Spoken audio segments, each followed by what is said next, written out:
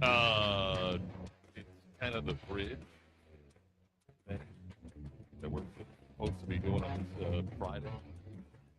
But Kelly's out today. So it is I, Marc Daniels, one half of the bridge. Chris Vasquez has been kind to get up early and make his way in here or make his way into the studio. So I guess we should have done the bridge stuff there, Chris. Oh, I guess we That's should all have. right. My Yeah. bad. Listen, we're lucky to be on the air right now. I'm lucky to be here right now, Chris, and I cannot guarantee you and the listening audience or the viewing audience, because we do have a stream up right now, that I'm going to make it for the entire show, not because of any health situation, but there's a chance I may be arrested before the show ends this morning. So, Oh, do tell. well, I'm in Lawrence, Kansas.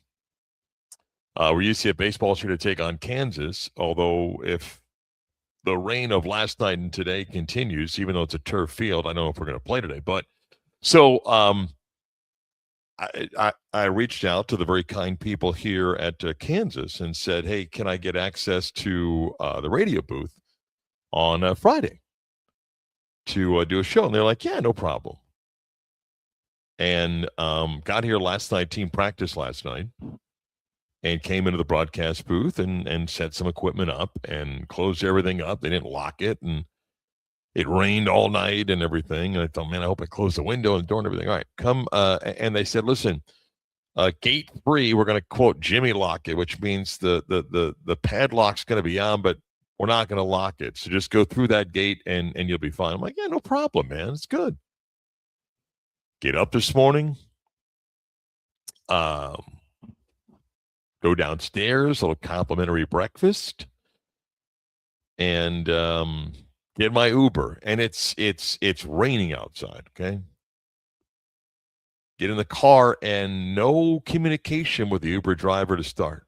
I'm like, that's cool, Just get in. How you doing? Everything. He doesn't want to talk. It's fine. Then he drops the so where are you headed? I'm like, hope you know because this is an Uber. I mean, usually you got a pretty good idea. Then we a little small talk and everything. And the rain's coming down. And I said, hey, can you kind of park over by whatever gate 3 is? He's like, yeah, no problem, man. And it turns out he, among things, he's got a couple different jobs. He installs like bleachers. Nice. He works for a company, Chris, like high school stadiums. And in fact, he did the bleachers here at Hogman Ballpark here in Kansas. So a little small talk. So we pull up and it's coming down. And I see gate 3 and he drops me off right by. I said, hey, thanks a lot, man. So I get out. I'm thinking, no big deal. Yeah, there's a lock. It's Jimmy. I just walk in. Well, you know what happens now, right? I mean, You can't Jimmy it. it's about as locked as Fort Knox is. And then, you do you'll pull it down and everything, and like nothing. Like, well, maybe it was a different gate. Okay, there are 6 gates at the stadium.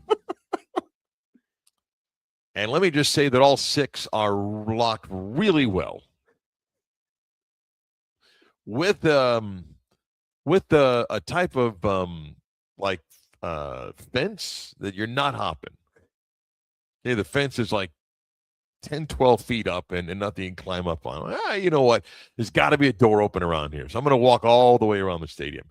And it's coming down rain. Okay. And I'm like, all right, this is not fun. Go down by their training facility, couple of locks and nothing there. All right, I'm going to walk back around. There's the batting cages down left field. It's got to be a gate. Nothing.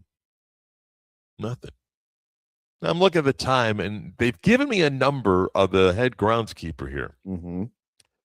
And on the email, they go, listen, if you have any problems, just call or text them at 7 a.m.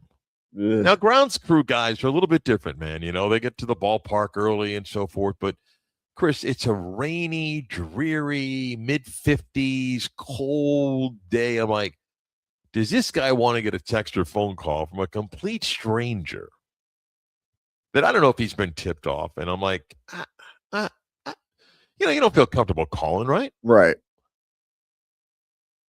I'm like, all right, let's see. So I walk back around. Now I get to the outfield wall. And I come from right field all the way back behind the stadium, behind the scoreboard in right center field, behind the camera a tower in dead center field. And it would not be an easy climb. It's about if I had to guess, it's an 8-foot wall. And I don't have equipment because I set up here last night, but I do have my briefcase, a couple of computers and stuff. Like, I can't throw this over the wall. I mean, So you I get to could. let's see. I don't know, a few $1,000s of computers there, but so down the left field foul line, next to the batting cages, is a little crevice in the wall that, if you look inside, is an elevated area that, instead of 8 feet down, it's about 6 feet down. Okay. Manageable. All right. And on the side, not the outfield wall, to the side, is a chain link fence that I figure, okay, I can climb this, right? Tough guy, young guy like me, right? Now, the rain's eased up a little bit, but it's still raining. But I got to assess the situation. And Chris, I quickly realized that there are a couple of cars that have their lights on that I don't know if they can see me, but I can see their lights. I'm like, I don't. People are arriving for work. So I walk around the batting cages, and there's a couple of cars that are pulling up, and then there's a cop car. There's a cop SUV, and I see the cop sitting in the car. I'm like, I can't hop this fence. What if the cop sees me? You should have just asked him, hey, man, I'm supposed to be here to do a radio show. Can you let me in? And he's going to be like, well, I don't know. Well, who knows if the cop's got a key to this place? I don't know. So I'm waiting. I'm like, all right, let's see how long. And now I'm truly thinking, okay, the following scenarios. One, do I call or text the groundskeeper? Okay. Do I call or text you and say, hey, we're not going on 8:30, man. We're just not going on 8:30. Or what? And I'm like, all right, let's see what happens. So now it's like 8:05-ish. And the two car or 7:05 here, and the two cars have now turned their lights off, and one person's gone out of the car to go into Allen Field's house, the famed basketball arena, or at least one of the doors there. And the other person's sitting in the car. Then I begin to walk over towards the cop car, and the cop car is empty. So at some point, I guess the cop has gotten out. I'm like, I got to go for it, Chris. I go back to the area, and I'm now visualizing, how to get up, how to get over, don't fall and everything. And I'm just figuring, because the back of me is not a heavy road, but it's a main kind of drive where cars are going to be coming by. So I got to do this quickly. You got to go for it, man. And wedge the right foot up on the chain link fence, have the briefcase over one shoulder, climb, throw the left foot over. Now I'm up on a padded area. Throw the right foot over, and I got about a 4-foot jump down, and now I just feel like an all-out criminal. I just feel like an alarm has gone off. The Kansas National Guard SWAT team is going to be here in 30 seconds. I just had this feeling like there's no way I'm not going to be in jail somewhere on campus in the next 10 minutes. I'm not going to lie. There's a door behind you. I want to see that door open. Right. With just kick cop. open. Yes. Right. Please. Just kick open. And it's like, drop it. But now I'm in the stadium, and I don't want to walk towards the outside of the grandstands where I can be seen. And someone's like, who's that inside the stadium? So, but then I realized, do I want to walk on the field? Well, behind home plate, there's one of those 360 cameras. Oh, boy. So I'm kind of laying low. Well, does nobody know? Like, they know you're there, right? Well, like, didn't you let someone know? Wait. I have emails that say, but there's nothing that says, hey, just break into the stadium in the email, okay? So I'm laying low, and then you walk like you know you're supposed to be here, and then I eventually get, towards the grandstand, walk up, and I'm in. So if an alarm's gone off, we'll see what happens. But I got like 3 hours and 20 minutes to make it. I really want to see someone just kick that door. Please let that happen. Yeah. Yeah, hands up, let's go. Get And down, you know. we will be airing that too, by the way, if that happens. I got ziplocked on me and everything, and it's dragging me out and so forth. I'm yelling, ice, it's ice, it's ice. They're dragging me down the bleachers. Um, my feet are freezing because they're wet and everything, but sorry, you know what? It's fine. It's fine. I'm in. It's great. You got to stream up. There is nothing worse, by the way, than wet socks. I hate that feeling. Well, that's what I have. I think I might have to take my sneakers off to dry off a little bit. Are you gonna be barefoot in there? No. I mean, I keep the socks on to give them a chance to dry, but yeah. But I'm here, and you know, things could be worse. I mean, I could have been standing outside on the phone with you right now. That would have been fun.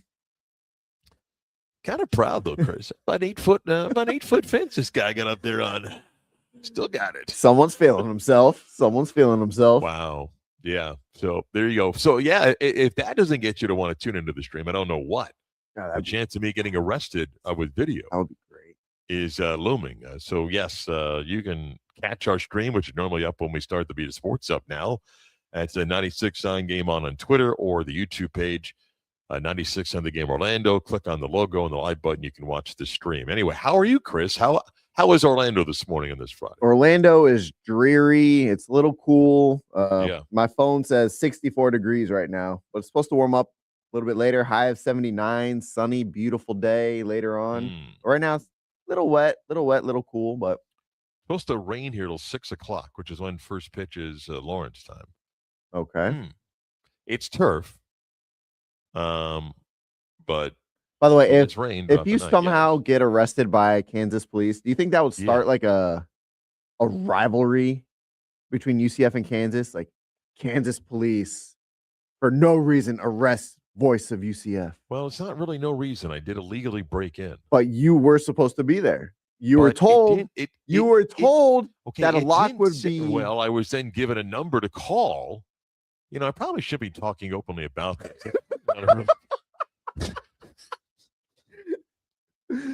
You know what? We're going to start over the show. And yeah, Chris, they said come to gate 3. It was wide open. Can you erase everything from like 8:41 back? I don't want any evidence of that. Yeah, no. I got here and it was wide open. I came right in this morning. All right. Yeah, I just thought about that. Probably probably don't want to say too much about it. It's a late April Fool's joke. Wow. That's great. Oh man. By the way, can I ask you a question? Yes. And again, Kelly's out today, so Chris and I are doing the bridge for the Beat of Sports. In all my travels, Chris, I see a lot of weird stuff. Okay. Right. This happened A-Terminal, Orlando Airport yesterday. Oh boy. Yeah, you've seen it, okay? Mm-hmm. And everybody listening has seen this before, okay? A parent takes a child into the restroom. Okay. Okay, and sometimes boys that maybe, let's say, 2, 3, 4 will go into the women's restroom with their mother. Mm-hmm. Okay? Chris, I'm guessing this kid is 7 or 8. And his mom walked in to the men's restroom, standing near the entrance, and watched her son go to a urinal. Your thoughts?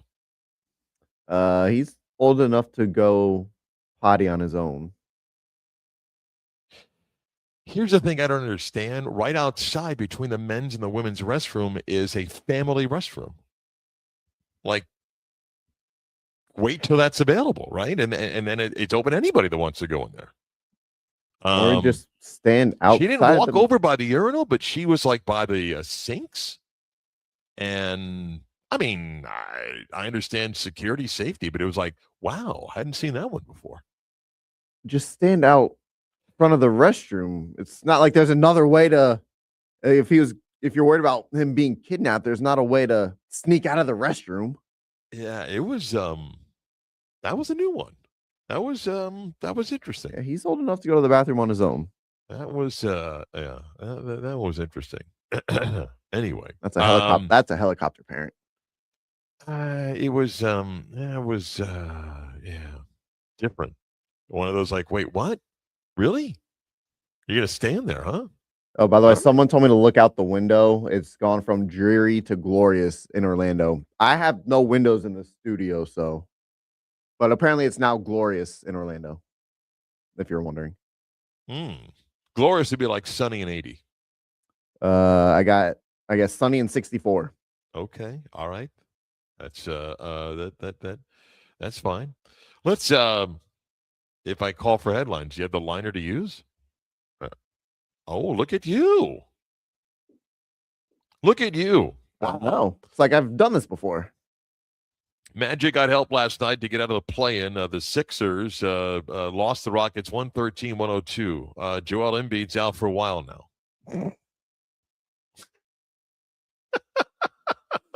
Shocker. Shocker. Surgery for his appendix. And so they got help there. Now the problem is they need the Raptors to lose 2. The Raptors beat the Heat last night 128-114. They're now 45 and 35.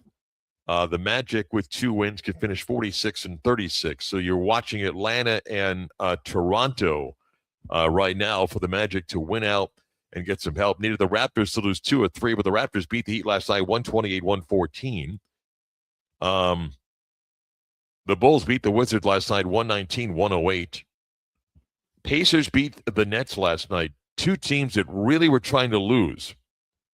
And the Pacers won by 29. Do you think the Nets front office was high-fiving? So I went out for a couple drinks with a buddy of mine last night, and that game was on TV. Why? I don't know. They had, like, a majority of the TVs were obviously Masters coverage. You had Knicks and Celtics, a couple of hockey games. But then in the corner was the Pacers and Nets. And I think at halftime it was 63-37. Like, this is you're correct. God awful. 63-37. God awful. God awful. Yeah, we're going to do more of the NBA in a second in a top topic. Knicks beat the Celtics last night. Jason Tatum's return to Madison Square Garden. Had that taste. What? Lakers over the Warriors, 119-103.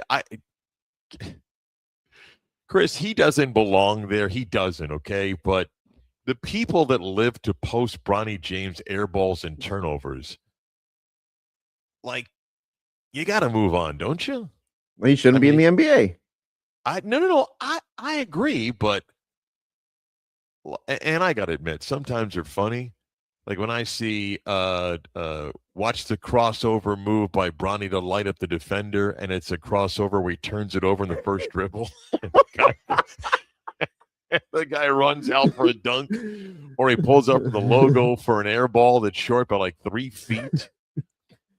Wow. He shouldn't be in the NBA. And the only reason he's getting all this heat is because of his dad. I understand. I do.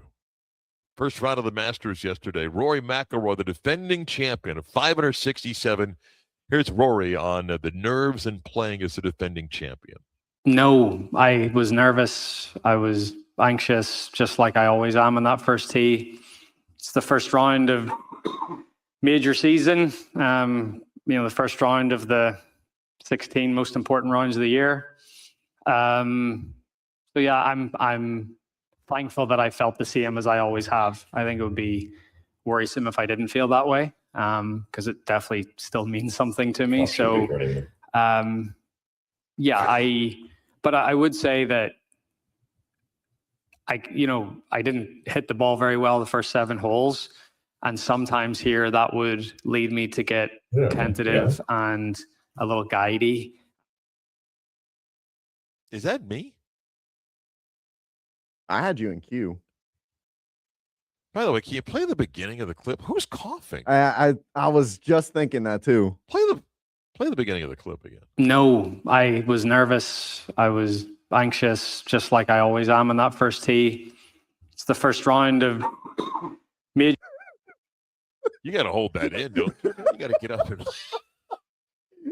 I mean, as someone that hasn't felt well the last couple of weeks, you got to step away the hot mic right there, huh? Nothing like an important answer coming down and you just.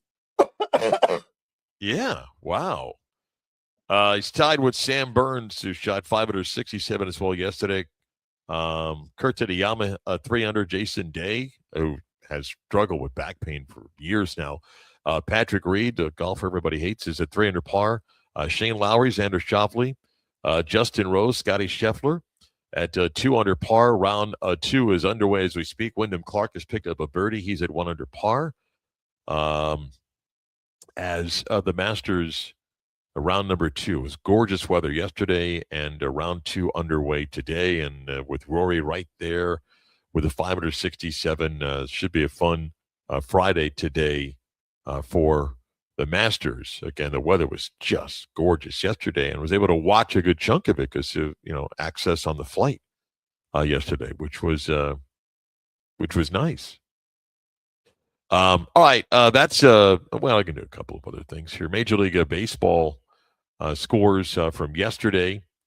Marlins beat the Reds 8-1. Hang on. I know you haven't looked at this. Guess the attendance for the Marlins Reds, the announced attendance. Marlins Reds. Let's go. Oh, there's no way this. I mean, this is made up. 12-10 game. Okay, so based on that, I'll say 10,000. This is what, early prison release day or what? I'll say 10,000. 95-78. No chance of that. No one believes that. And then everyone's going to be scattered throughout the ballpark, so it looks even emptier. Yeah. Athletics beat the Yankees 1-0. You let the A's really one-hit you? The A's took 2 of 3 from the Yankees. That's embarrassing. Twins beat the Tigers 3-1. Diamondbacks beat the Mets 7-1. White Sox shut out the Royals 2-0, and Padres beat the Rockies by a score of 7-3. We come back. We mentioned a little bit about the Magic scenarios down the stretch of the season. A couple of other things which we'll get to. It's a little bit of a different type of bridge. Kelly's out today. CB's hanging out with me. We got the normal beat of sports coming up at 9:30. Stick around. We'll come back more of the bridge coming up.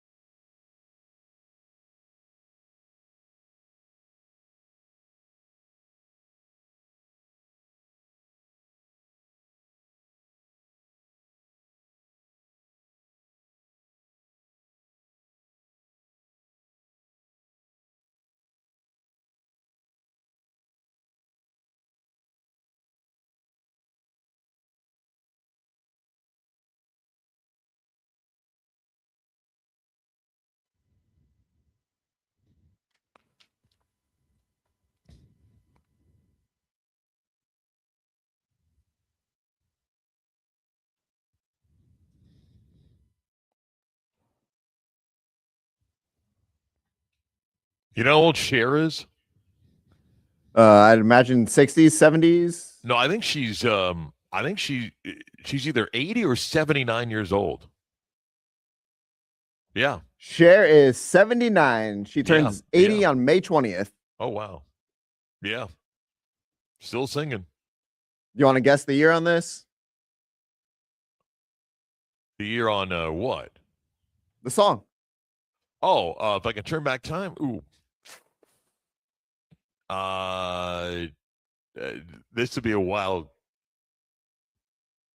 I don't know. 2003? I don't know. Really? No? Go back. 1989.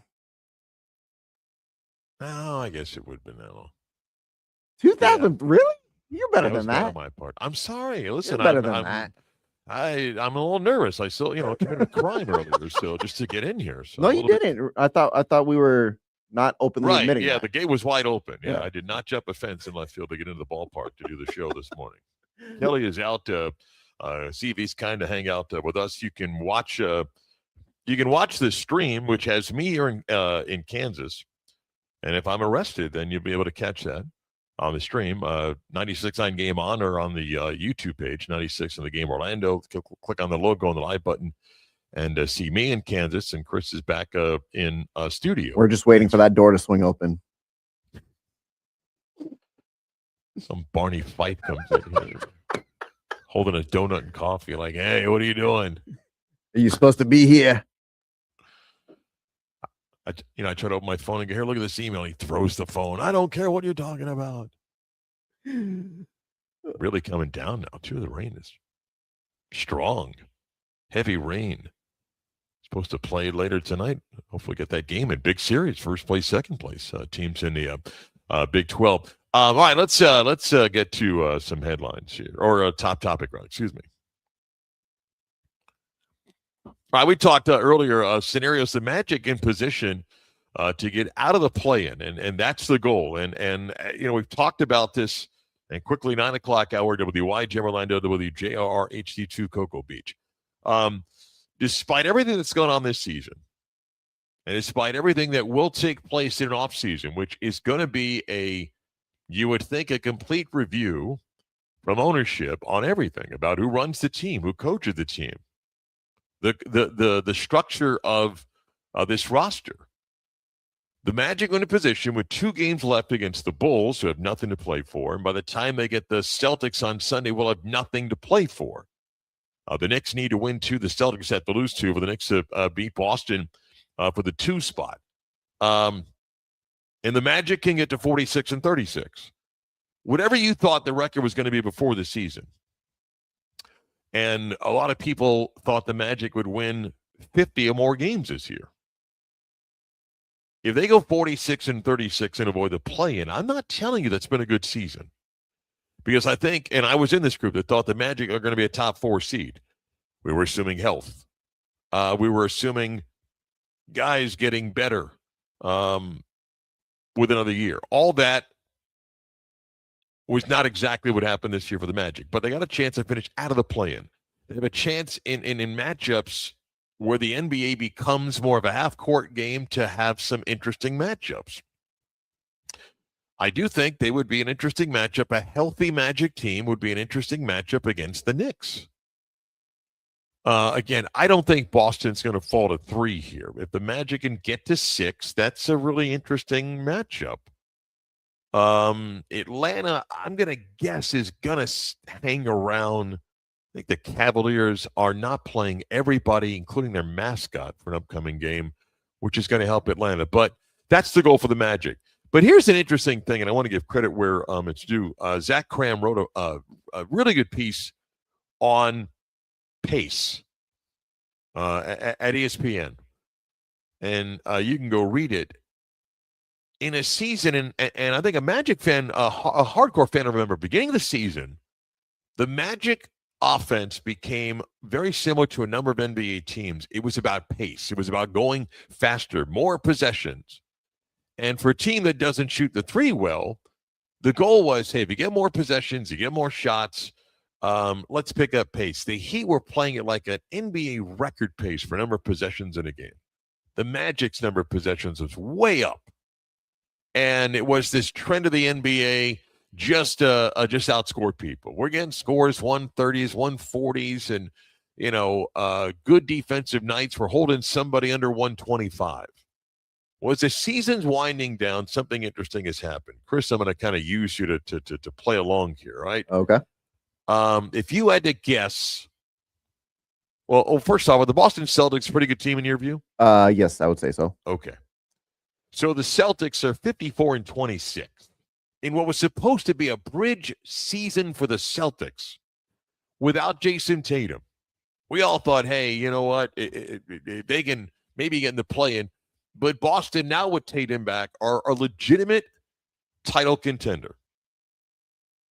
If you had to guess where the Celtics rank in pace, where do you think it is in the NBA? In pace, just playing up tempo, taking threes. Celtics are known for their threes, right? Mm-hmm. Guess where the Celtics rank in pace? I still feel like they're a slower pace team. I would guess, say, 24th in pace. Yeah, they're 30th. Yep. Out of 30 teams. I'm going to read you the bottom 10. Mm-hmm. I'm going to read you the bottom 10 of the NBA going from 30 down to 21, okay? Okay. Boston. Mm-hmm. Houston. The Clippers, who are over 500. The Nets, one team with a losing record so far. Charlotte. The Knicks. Phoenix. Milwaukee, the second team with a losing record here. The Lakers. The Raptors. Of the bottom 10 teams on pace in the NBA, 8 are playoff teams. 8. I'm going to take it to the top now. Teams that high in pace, okay? Number 1, the Miami Heat. I'm going to give you top 10 on pace in the NBA. And everybody thought, hey, get faster. Just play. Get as many shots as you can. Here's the top 10 today in pace in the NBA. The Heat 1. The Jazz 2. The Bulls 3. The Mavericks 4. Have I hit have I hit a playoff team yet? Nope. Atlanta 5. Now I have. That's 1. Okay. The Wizards. Nope. The Trailblazers playing. The Pacers. The T-Wolves. The Grizzlies. 7 of the top 10 teams in pace are not making the playoffs. So let me now transition a bit towards the NBA. And again, I give credit because Zach Cram did this. In the last 5 years of the NBA, the numbers show that a number of possessions drop in the playoffs. Intensity, familiarity with opponent in the course of a 7-game series, the number of possessions come down. It's not as significant as you think. It's not like it's 10%. It's like 2.5 fewer possessions, but it actually is a decent-sized number. Okay? And that favors a team like the Magic. At least it has in the past when it comes to the playoffs. And that's why, get out of the play-in. Get yourself into a 7-game series and be healthy and see what may happen. So, again, 2 games left, winnable games for the Magic, and scenarios all out there that you finish out of the play-in. Not that 46-36 will fix all, but considering where they've been, if they can avoid having to play in a play-in, you would take it. No matter how frustrated you are with how the season's gone for the Magic this year, I still think you would take it. It doesn't mean the Magic are championship contenders, but here they are with these final 2 games left, and now you got to win them. You got to win. Boston again, but by the time they get to Sunday, Boston, I'd be shocked who they play.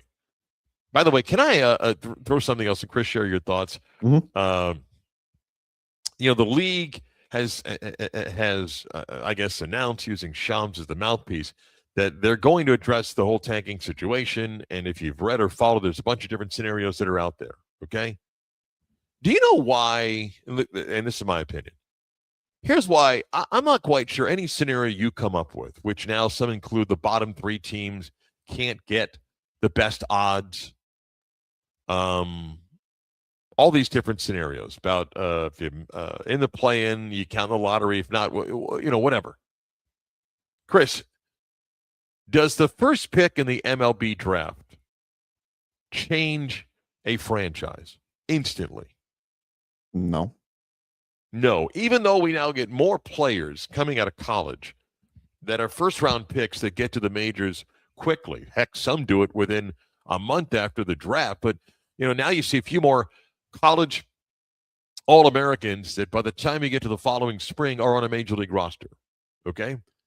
In the National Football League, Chris, if the Raiders draft Fernando Mendoza, does he really change them immediately? No. It's possible that they draft somebody that can be a franchise quarterback, but they're not exactly making a big leap from bad team to playoff contending team. In the NBA, though, Chris, can you draft somebody first or second that can instantly change your team? Yes. That's why I'm not quite sure whatever ideas we come up with, it's going to change. Because, and not that there's a Victor Wembanyama in every NBA draft. There's not. And as good as this year's draft is, and some say next year's draft, is not a great draft. And who knows between now and a year from now. But in the NBA, there are players that can truly change the course of your franchise. Do you know who may end up with the number 1 pick in this year's draft? The Indiana Pacers. Chris, Tyrese Halliburton coming back next year. If I add A.J. DeBonsta to that roster, are the Pacers not all of a sudden back to being one of the better teams in the East next year? They would be, yeah. That's one of the biggest differences. First, second, third, fourth, fifth overall picks in the MLB draft, just by the structure of organizations with minor league baseball, do not immediately change you. The National Football League, you could draft guys first, second, third, fourth. They're good players. You hope that they become starters for a decade. But in the NBA, you could draft a star. You could draft somebody that immediately changes your franchise. And here's something else. Why is the NBA now suddenly saying, "Hey, we have to do something to deal with tanking"? Why? Why not 2 years ago? Why not 4 years ago? Why now? That I don't have an answer for. Oh, I'm not quite sure of an answer either. But why? Is it because fans and the media covered it more? We brought this up all the time. Well, but this year there seems to be just such a difference, and many basketball analytics people have done the numbers of the teams that have been tanking, what their record is against the teams that are not tanking. But the concept of tanking has been around for a while. Why now? Why is the NBA doing it now? Like I was reading somebody on Twitter that I follow who said the process in Philadelphia was 10 years. Why didn't the NBA step in and go, you can't do this? Why now? Why is the NBA suddenly making this a priority? And I asked that question without knowing the answer. I don't know what it is. I mean, I agree with Chris. I don't know what it is. And whatever the solution is, it has to be simple. You can't make this complicated. I mean, you really can't. I mean, you can't make it where the average fan has no idea, what it means.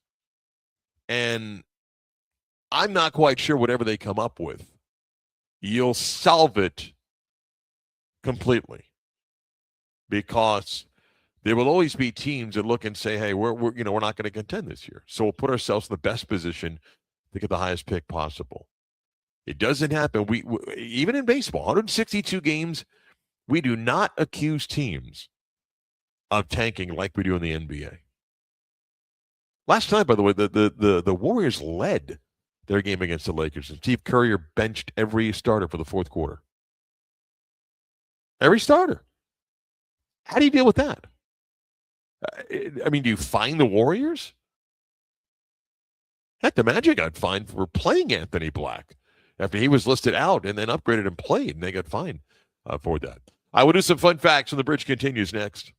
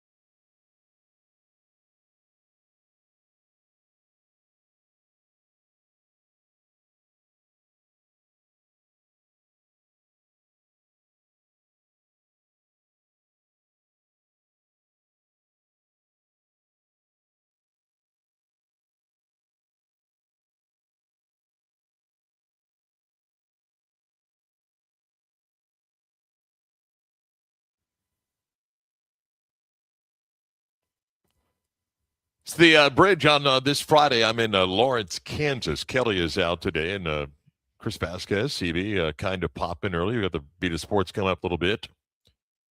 I sent Chris a picture of the alleged scene of the crime. Yes, always got to use the word alleged. The fence that I hopped to get into the stadium this morning. Looks pretty dangerous, huh? Oh, yeah. Oh, man. What am I doing? 58 years old and I'm hopping fences to get into a stadium? It's like, what is going on in my life? I got to really reevaluate things. What you're supposed to do in college and even in high school. Like I said, man, when I hopped that, I'm like, man, I'm a criminal. I mean, allegedly. There's no proof. There's no video. Well, not that I know of. I hope this camera behind home plate can't pick up. I want Kansas to now post a video if they have it. Would that be great? That would be fantastic. Would that be great? Radio guy hops fence.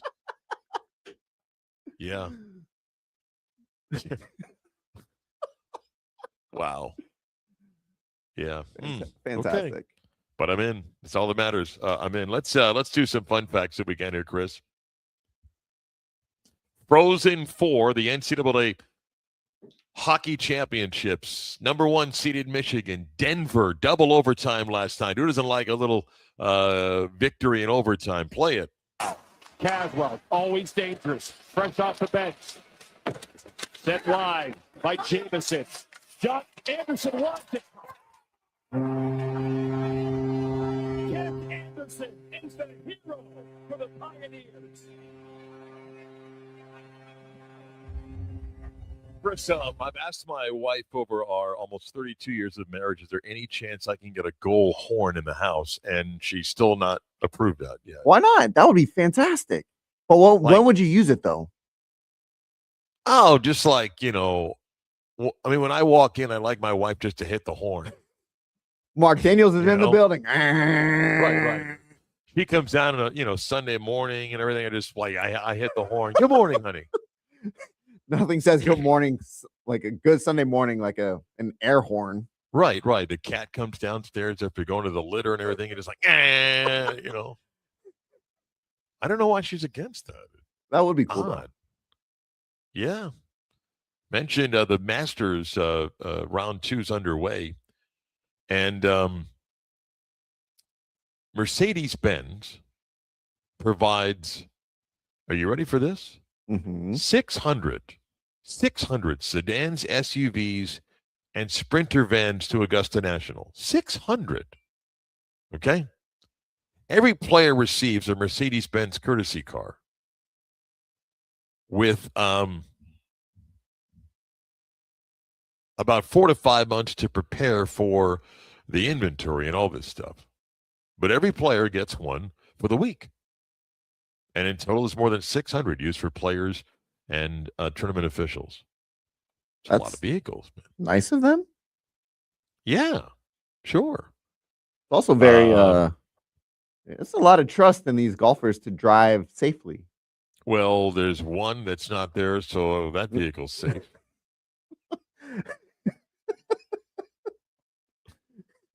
How about Gary Player yesterday, just dropping the hammer? Hey, get a driver.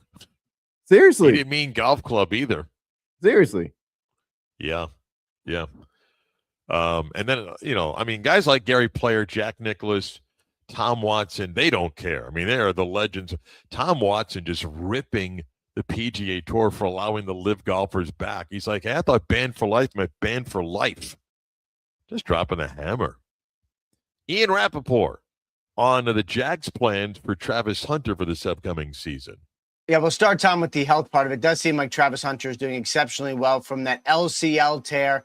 He has been running. He is doing well. He's not going to be, as they mentioned, a full participant in OTAs, but they really do believe he will be full by training camp. But when he comes back, and this is something that our Cam Wolf has told us over the last several weeks, they expect him to be a full-time corner, part-time receiver, which when you talk to teams last year, that probably was where they thought the value was and really where they thought the production would lie. So maybe this coming year, we're going to get to see the player that they drafted, that they traded up for last year.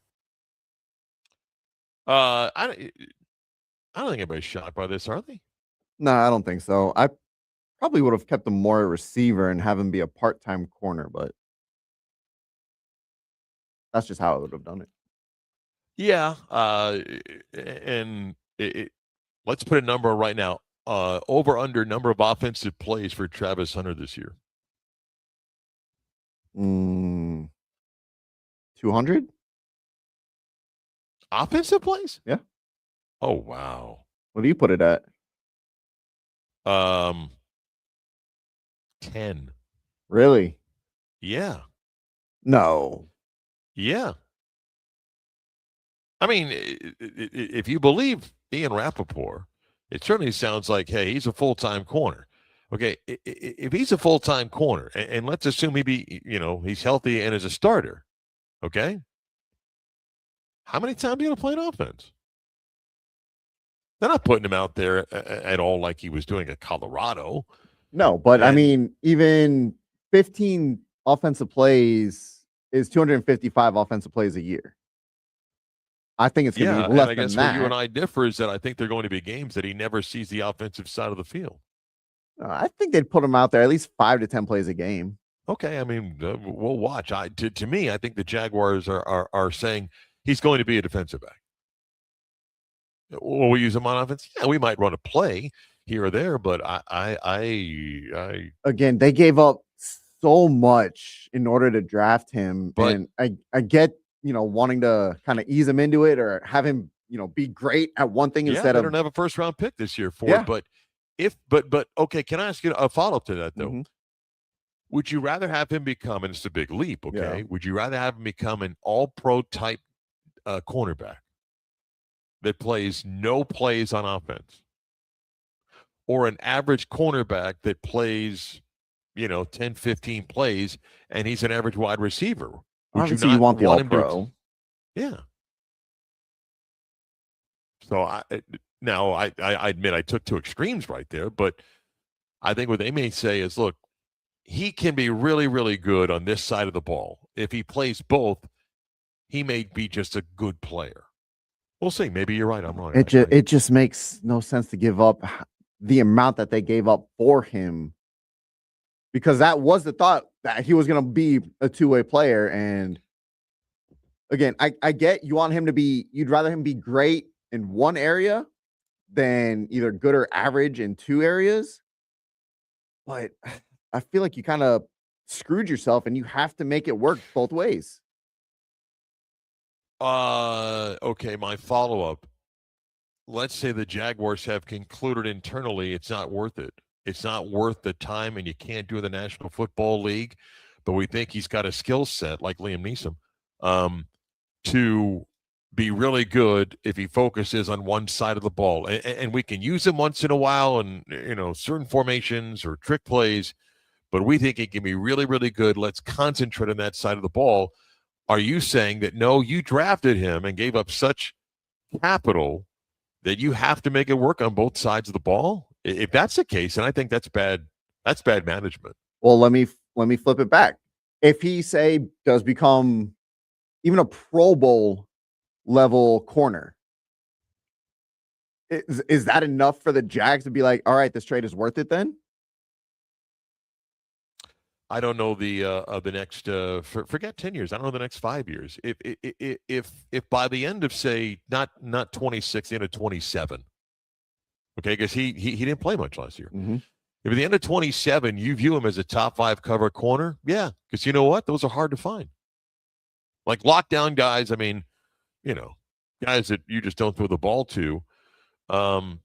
Yeah, there'll always be critics that say, yeah, but you drafted him. To be this. The problem with that analysis is no one did it. No one's done it. It's not like, well, these 5 guys did it. So we'll see. I don't think he'll be used much on offense, but you might be right. By the way, Wisconsin beat North Dakota 2-1. That other Frozen Four. So Denver and Wisconsin play for the national championship. Can we check in with Mike Francesa? Yes. The sports radio Pope himself. Mike gives his pick for the Masters. Let's listen. I've been looking for McIntyre. I like the price, 28-1. I think he's going to play very well. He's got the right temperament. If it's his game, I would definitely use him. My key guy is McIntyre. McIntyre, 28-1. This is one of my guys this week. and he shot 80. Only four only only four golfers with a worse score. And he took a 9 on the par 5 15th, which if you don't make birdie is a bad hole. And he took a 9 and shot 41 on the back and shot 80. Yeah. So McIntyre at 28-1 is not a Robert good McIntyre at 28-1. It's going to take a lot. Projected cut is +3. So maybe he shoots 67 today and makes the cut. I don't know. Maybe Akshay Bhatia, who won the Arnold Palmer Invitational, was my pick to win the Masters, along with Xander Schauffele, which was kind of a relatively low odd guy. But I didn't pick a guy to shoot 80. Bhatia shot 73 yesterday, but he said it with such confidence too, Chris. Well, he sounded like a guy who didn't know what he was talking about, but because he went down that path, he had to kind of fill some time. Like Chris, McIntyre. Chris, if you think Mike Francesa followed Robert McIntyre before this tournament, play the beginning of the clip again just to hear the confidence. I've been looking for McIntyre. I like the price, 28-1. I think he's going to play very well. There's no confidence. He's got the right temperament. If it's his game, I would definitely use him. Yeah. There's no confidence in that. So the reason why I did this is he looked at previous results, and McIntyre finished second at the Texas Open last week, and then was fourth at the Players in Sawgrass. By the way, you know what the biggest news out of Robert McIntyre was yesterday? What's that? He faces disciplinary action after the middle finger. Oh, boy. Yeah. On the 15th hole, where he hit a 9,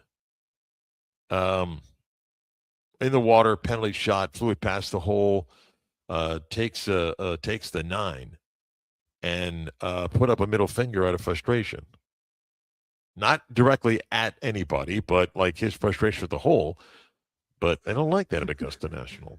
He can't flip off the hole. That damn hole. You can't flip off the hole. Yeah, you cannot flip off the hole. Yeah. Don't you dare do that to the hole. Yeah. Wow. All right, we come back. We'll kick off a Friday edition of the Beat of Sports next.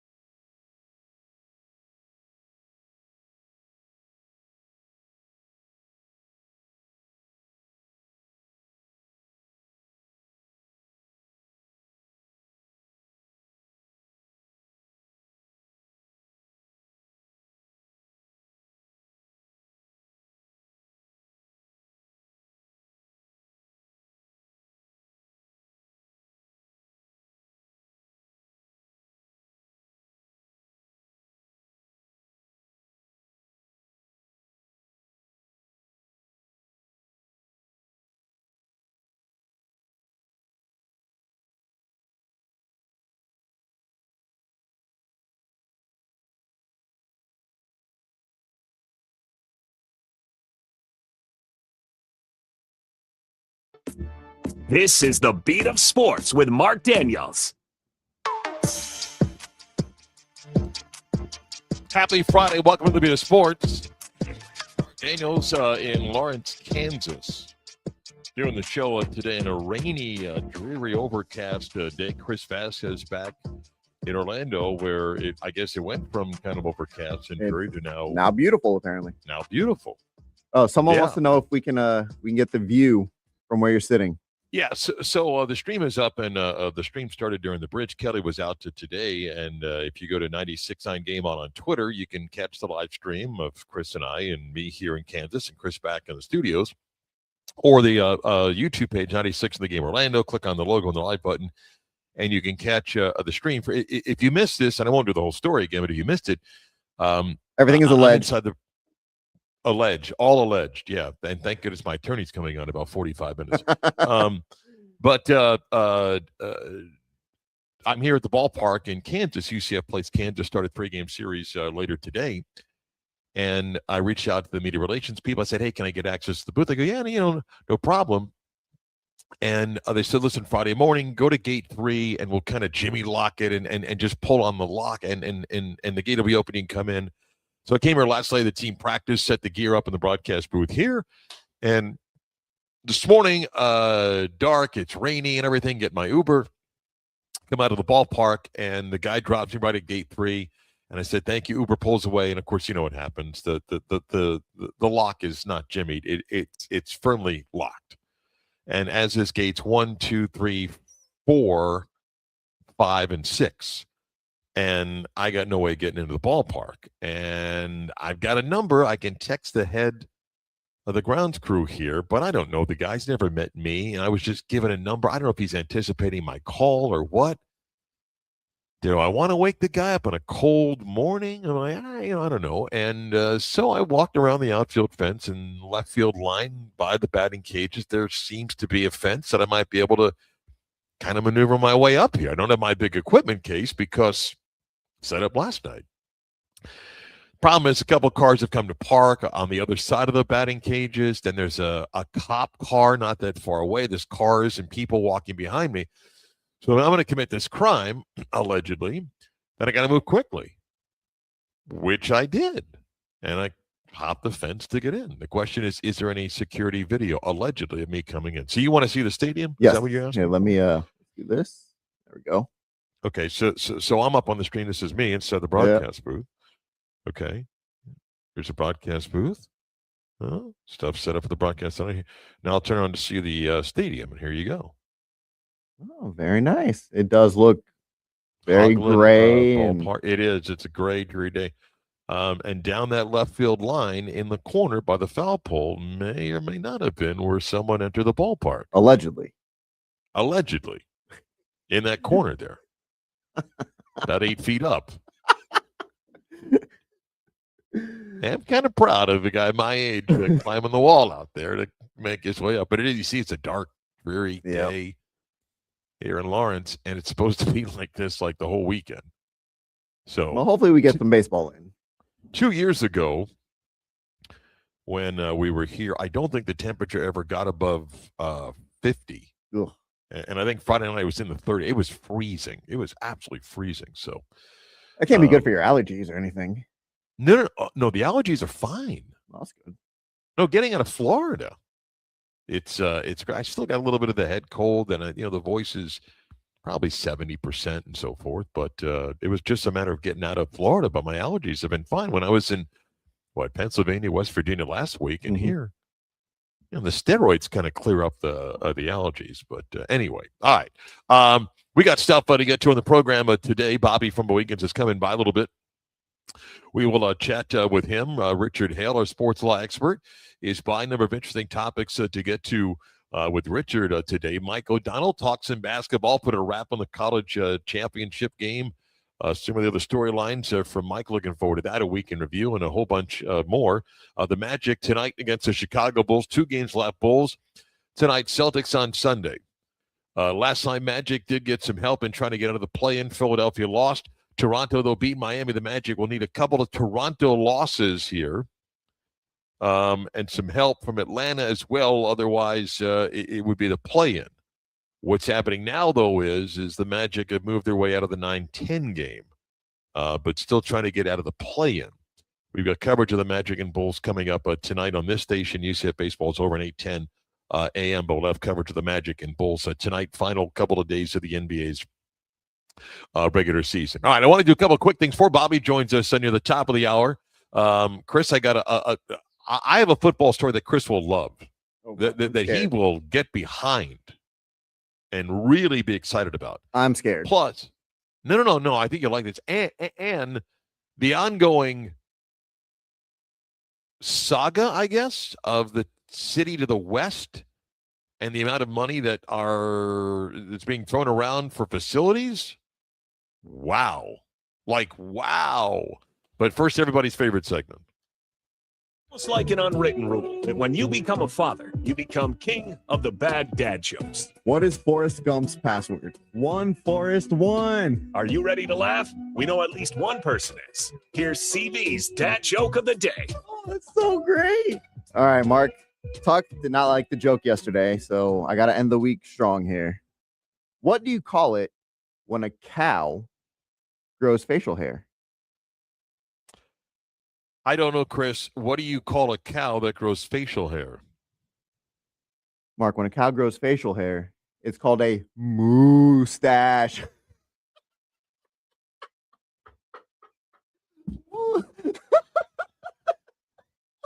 Moustache.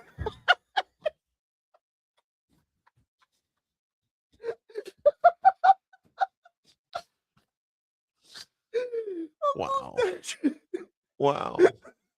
Wow.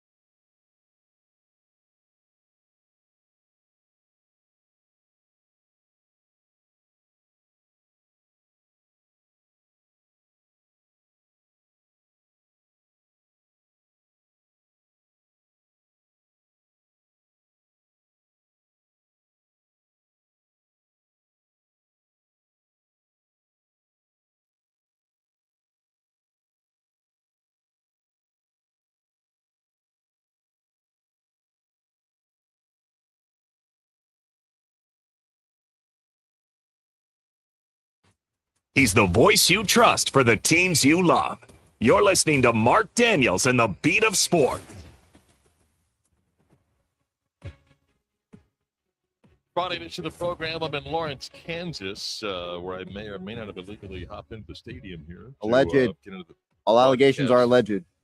Booth, but I am here. Chris is in studio. The stream's up at 96 on Game on Twitter. Access is on our YouTube page. You can watch us do the show. Bobby from Weekends is coming in, and I learned that his mom is coming in today. Yep, they're actually in the elevator now. I'm about to go let them in. Man, I feel bad that I'm not in studio today. I would love to meet Bobby's mom. So we'll talk to them a little bit. Well, since you got to go let them in, why don't you go do that? I'm going to do the Tampa story first, and then when you come back, I'll quickly do the football story. Okay. But just the kind of updates, folks, and this isn't an anti-Tampa thing, okay? About the sports teams versus Orlando and so forth. A lot of good people in Tampa, okay? But you're aware about scenarios. So the Rays and the new ownership are trying to lock down a stadium deal with Hillsborough County. They got that piece of land from the community college over by where the Yankees and the Bucks are. The state donated that land, and the idea is going to build this $2.3 billion stadium and entertainment complex. And how do you pay for it? No, by the way, over here, the Buccaneers are going, hey, we might need about $1 billion in renovations for Raymond James Stadium. We're not really asking for a new stadium yet, but we might need $1 billion.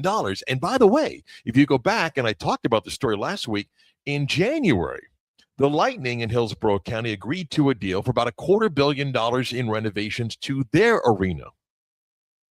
So start doing some math here. All right. The $250 million, which the Lightning are going to chip in some money. I think we're $75 million, 175 at least from Hillsborough County. There's that. There is now the Rays trying to get a stadium done of $2.3 billion, which according to the Rays in an MOU, memorandum of understanding, the Rays are going to put in more than 50%. Sounds good, right? But still, it's about $1 billion plus for Hillsborough County and the city of Tampa. Then the Bucks are going to seek about $1 billion or close to it. Okay, so now you're now you're over $2 billion. And oh, by the way, the Yankees and their spring training facility, the one that basically sells out every time the Yankees play, the one that was the home of the Rays last year, they are asking for renovations. All that going on. And yesterday, the big story in the Bay Area was, hey, look what the Rays have put out there. Not a signed deal. Hillsborough County commissioners haven't voted on that yet, haven't done anything. This was what the Rays put out. But some people that are really good at digging through all of the legal language pointed some things out, okay? And this is, again, what the Rays have put forward, that the stadium is estimated at $2.3 billion. But the team is not obligated to stay within that budget. However, the city and county is obligated to spend more than what the $1 billion may be. On top of that, the deal would call for Hillsborough County to use HUD disaster funds for the Rays. That's not what HUD funds are supposed to use, but they try to find a loophole to use that. In addition, the Rays in the proposal, this is not anything been voted on, in the proposal would put a $3.50 charge as an added fee to every ticket. But by the way, do not have to promote that actual cost of a ticket, meaning if a ticket is $23.50 because it's a $3.50, they can promote it as a $20 ticket. But $3.50 for every ticket that they would generate. By the way, the rent that they would pay in the county-owned stadium would be $10 a year. Not $10 million, that would be $10 a year. The Rays get the naming rights to the deal, and that's just some of what people have looked at. That doesn't mean it won't pass. This is what the Rays have put out there. The Hillsborough County commissioners have to do their work, and it is interesting because when you do polls, as the Tampa Bay Times did, when you do polls, polls when it comes to, hey, do you love the Rays and want to see them get a new stadium? Yeah, those do well. The ones that never do well are, would you like to take taxpayer dollars and pay for X amount? Those never do well. They never do well.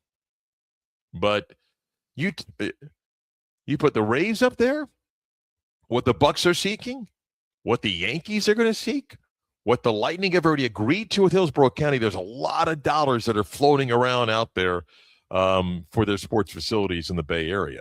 That doesn't mean Orlando's about to steal a team. I'm just telling you that they got everything on the table over there. They got everybody trying to get some money. So it'll be interesting to watch. That stadium deal for the Rays is far from a done deal. It is far from a done deal, even though they may have a vote in the county coming up. I guess it's May 6th or 7th over there, but they got a long way to go and a lot of dollars, a lot of people seeking money. And I get the sports side of it, sports guys with a sports talk host or sports media people over there. Hey, get it done. And I'm not telling you I wouldn't have the same passion if all this was happening in Orlando, but I'm also a realist. You can't just say, well, figure it out. You want to get reelected? Even though they do have some commissioners that are outgoing commissioners, but you want to get reelected, you don't just rubber stamp, $3 billion. Remember, they do not generate the tourist tax money like Orange County does. Nowhere near it. So they got to get creative, and they're going to have an interesting time doing that. I want to do this, Chris, before we get to Bobby, okay? Yes. Because you're back in studio. You're going to love this. Oh, boy.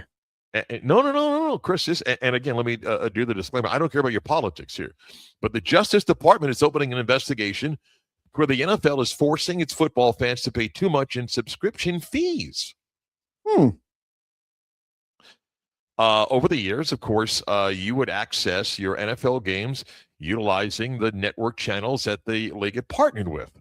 But now games spread across multiple platforms, and the Justice Department is investigating into the NFL about affordability for consumers and creating an even playing field for providers. The league put out a statement yesterday saying, hey, 80% of our games are free. Games that are free to these markets where teams play, where the league is saying is free, that if you needed to buy, quote, rabbit ears, you could access NBC, CBS, and Fox. But the Justice Department has heard from a lot of people, not that Chris has contacted them, but people that feel the same way as Chris, going, when is enough enough? And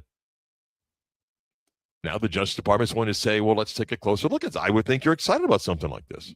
A little bit. I'll be more excited when something's actually done about it. I don't want to have. I understand. I don't want to have to go to Prime and Netflix and HBO and Peacock.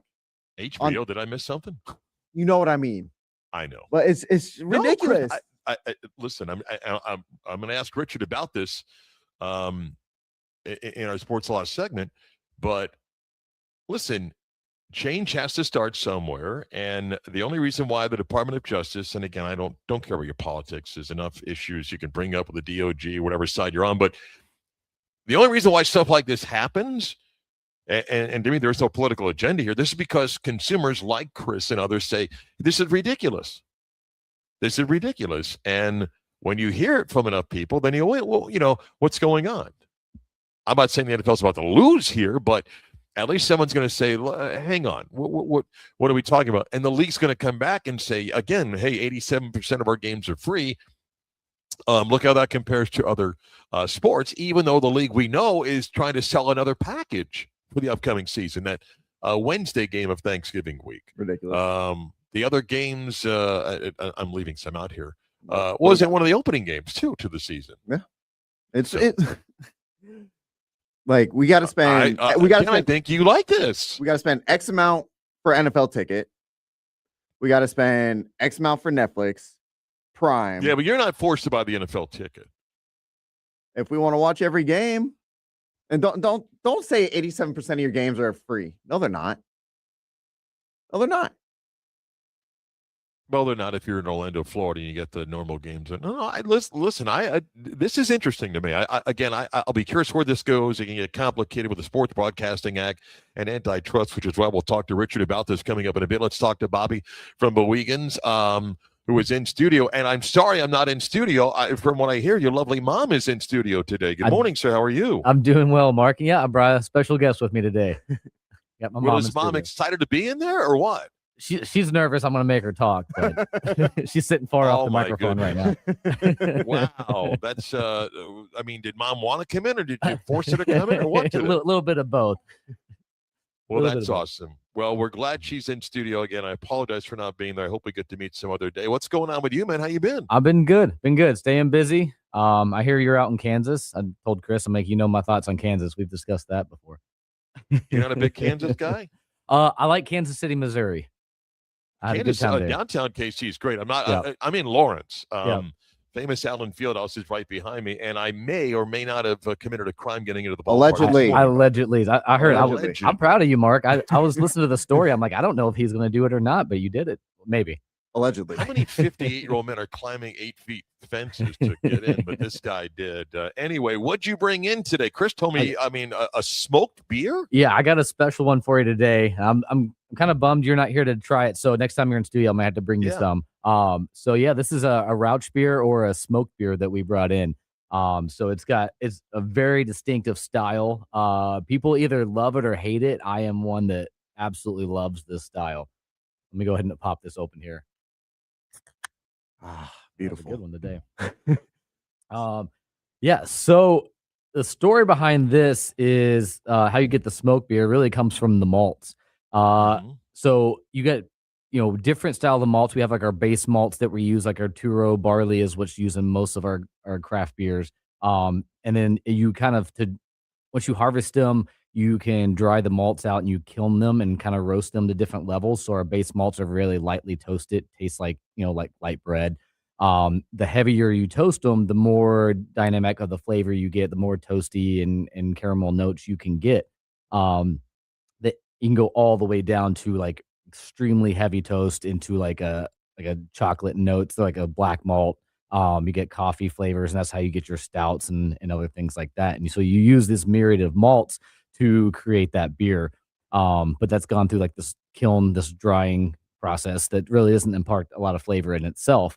But historically, they used to dry malts out over smoke, and they use like peat moss or beechwood, different things to dry that out, and it would impart a heavily smoked character to it. You think of like a Scotch or something.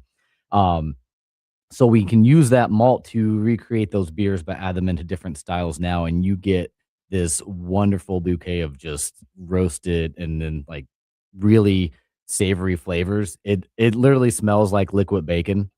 What we've done is took like a traditional German Marzen, so a German lager, and then we use a good amount of the beechwood smoked malt in this one, and it just came out wonderful.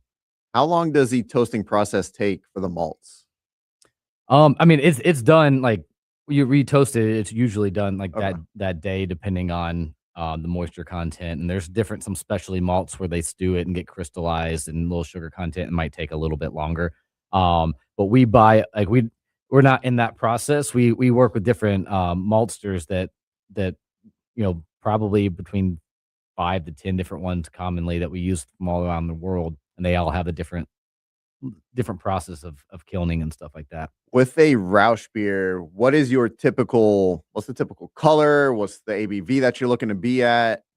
It's a wide range because Rauch beer is going to be a smoke beer. Like traditionally, I think when you think of like a traditional German smoke beer, it's going to be more of like the lager style, like this Marzen we have here. If you're looking at the stream, you can kind of see it's a dark amber copper color. But you can add it to any style. Like I said, historically, all beers used to be smoked beers when they were drying the malts out. So you could have a smoked IPA, you could have, smoked blonde ale, whatever you want. It's just what I tell people too, it's going to be so intense. Like you get that first couple sips, and then your palate kind of gets used to it, and then it's just it tastes like barbecue in a glass. So is this a beer you're going to have by the campfire? Oh, absolutely. Nice.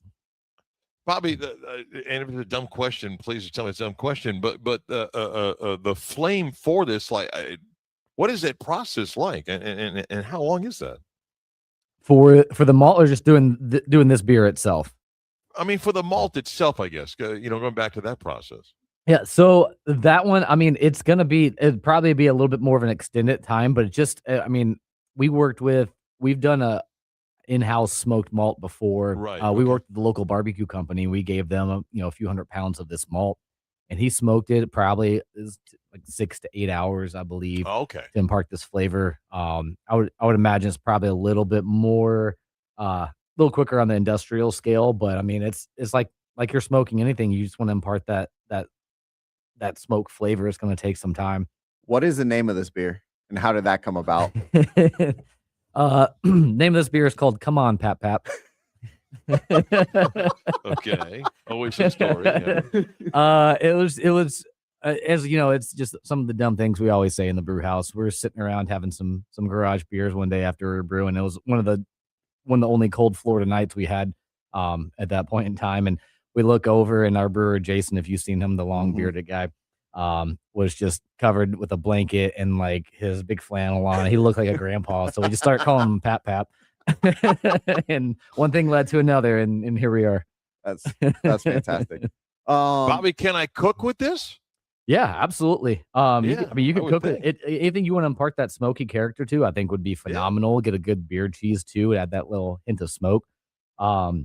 It actually pairs really well. Obviously, if you're barbecuing or having a burger, hot dogs, anything like that, it's really cool. If you've never had a smoked beer, I would highly suggest trying it. It's a very unique style of beer. You have your core beers, and you have beers that they're not core, but they're on kind of year round. What is the ideal amount of new beers that you want to kind of produce each year? I mean, for us, obviously, we want to have the core beers and have that beer. If you like something, if you want the 407 or the 1967, that's on every time you can come in and get it. But also, we're a craft brewery, and the main reason we do this is we love creating things. So I leave a large portion of the schedule out each year for us to experiment and do stuff. And when the guys came and say, "Hey, can we do a Rauch beer?" I'm like, "Absolutely, let's go." I mean, we have right now 25 taps in Castleberry and 21 in Avalon. If we have 5 core beers, that leaves just constant rotating and experimentation and stuff that's what we're about. Nice. Bobby, is Mom going to have a sample tonight? I passed it to her. I don't. She hasn't drank it yet, but she'll have to sip on it here. You've been telling people, about the construction, the expansion. Where are we at with that? How excited are you? How's it looking? I'm getting excited. We're in the final stages right now. We're painting. I just finished building the bar. Flooring is done. Like, we've been in there working nonstop. I've been pulling the guys out when they're not brewing to come help me. So very close. I don't have an exact date to announce yet, but I'm hoping by next week I might be able to drop a date on everybody. It's going to be very soon. So just a few more weeks and we'll be there. That's exciting. Absolutely. Tell folks how they can taste today's beer. What else you got going on for the weekend ahead and the weeks ahead? Yeah, so you can check out. We got this beer at both locations. We have 2 locations in Central Florida. One in Avalon Park at the Marketplace at Avalon. One in Castleberry on the corner of 436 and Redbug. We got a full tap list. We just dropped some new. We had English Pale Ale, a new American IPA. We have Come On Pap Pap is on both locations. So if you haven't had this, come check it out. This weekend, we're slinging beers. We just had 407 day. So we always celebrate our 407 pills. We're excited about that. Stay tuned. We got big things coming, so I appreciate it. And I will be out in Avalon Park Saturday bartending. And Chris will be out there serving you some Pap Pap. That's right. Come on, Pap Pap. Please stop on by, support Bobby. Go to the social media platforms if you missed any of that information. And please say hi to Mom. I apologize for not being in there. Hopefully we get to meet her someday. Thank you, Bobby. Appreciate it, Mark. Richard Hale, Sports Law segment is next.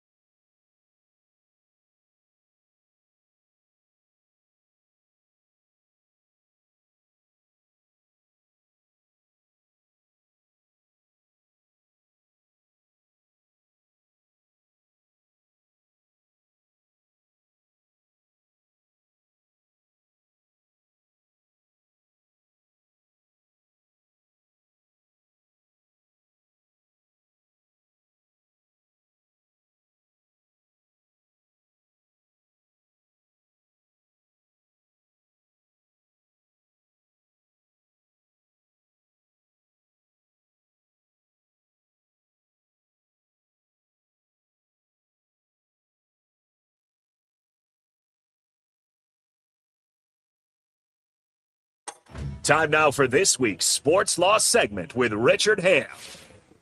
Richard Hale's our sports law expert. Hale and Jacobson, the firm island at hhjlegal.com. Good morning, Richard. How are you, sir?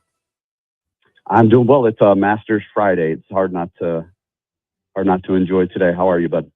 I'm doing fine. There's a small chance I could get arrested in the next couple of hours, so keep your phone nearby, okay? I may have allegedly hopped a fence to get into the baseball stadium this morning to do the show, but they promised a gate would be open, and it wasn't, so I think we have a case. But allegedly I hopped in, so just keep your phone. I can represent you, and Maria Hale can bail you out, so we're in good shape. All right, I want to get to the story. I mentioned it before to Chris. The Justice Department is at least saying that they're looking into the National Football League. And what they think in layman's terms is, hey, is this fair to the customer when it comes to all the streaming deals they have now cut a deal with? The league put out a statement yesterday saying, hey, 87% of our games are free to people. But I'm curious about this. Antitrust comes into play here, Sports Broadcasting Act. What's your thoughts? Is there something here for the Justice Department, or is this just, hey, we had a few people, maybe more, complain, so we'll look good taking a look here? But is there something here for the DOJ? I think there might be, and I think it's an opportunity as well to do a little bit deeper dive on these streaming services, and are we getting truly what it is that we're paying for? Whether or not this is an avenue to further explore that world. And you and I've talked in the past about this. I don't quite wrap my head around all of the streaming services and the nuances of that between, what's being provided for free versus what we're paying for each month. Lord knows we all have enough streaming services that pop up on our Amex bill at the end of the month. But, is it warranted? The question, I think the answer is yes. And I think that at least to the consumer, it feels warranted. I know that there's a lot of frustration out there about what we're paying each month, and are we getting value for what it is that we're paying for? I think that you touched on something when you were making your points earlier, and we'd be naive to think that there may, not be a little bit of political motivation here. And by that, just so we're clear, for years now, Donald Trump has made it extremely clear that he'd love to own a professional football team. And that it's also been made clear to Trump, from what I understand, that there is no place at the table for him. So, I guess the conspiracy theorist out there could suggest that this is somehow politically motivated. This is, an effort by him to kind of poke the bear, if you will. But I still think that at the end of the day, there is some real, at least public interest in peeling back the curtain a little bit here behind these streaming services and finding out, hey, why are we being charged this per month? And what are we getting for it? And I think that's going to be ultimately the question, how far the Department of Justice is willing to take this experiment remains to be seen. One follow-up, if I can, as a fan, what do I have a right to, or is it nothing? Like the National Football League, they don't have an obligation to offer me X amount of games free. Do I have a right as a consumer, though, to access? Well, I think you have a right only to the extent that you're willing to pay, your monthly cable bill, whatever that entitles you to. And back in the day, it entitled you to 3 main stations, ABC, NBC, and CBS. And then we added Fox. And, from then it just kind of exploded. So I think you get what you're entitled to in that sense. I think the question becomes, does the National Football League now, with the many partnerships that it's entered into via Amazon Prime, Netflix, had they just made the product, had they priced it out of everybody else's market, right? So had they made it so difficult to consume that now we're in a position where we're really not getting what we're bargaining for now? And by that, I mean, do I now have to subscribe as a fan to every single streaming service out there to try and watch my favorite team? Am I entitled to it? No. But am I paying way too much for it? The answer could be yes. I said yesterday when I hopped on in my talk, the 2 most corrupt organizations, not just in sports, maybe in the world, is the IOC and FIFA. Well, here comes the biggest event in the world, the World Cup coming to America.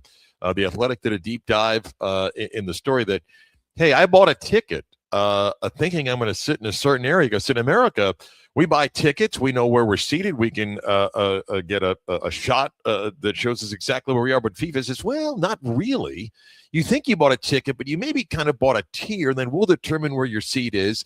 It says a lot of people upset who have paid significant dollars. FIFA says, well, read the small print here.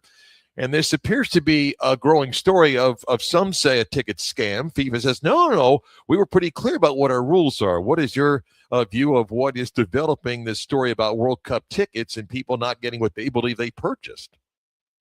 Yeah, my view is this was a bait and switch. And I think that as a consumer of worldwide soccer, I'd be really upset. FIFA, not the first black eye that they've suffered in terms of scandal in the past, and this just continues to feel like it's part of the same story. Unfortunately, people did go on the website, and it's at least clear to me from the research that I did, you were buying a seat in a particular section. I think, yes, as American fans, we're really used to not only being able to pick our seat, but maybe even get the view from that particular seat. There are some sites that allow you to do that now.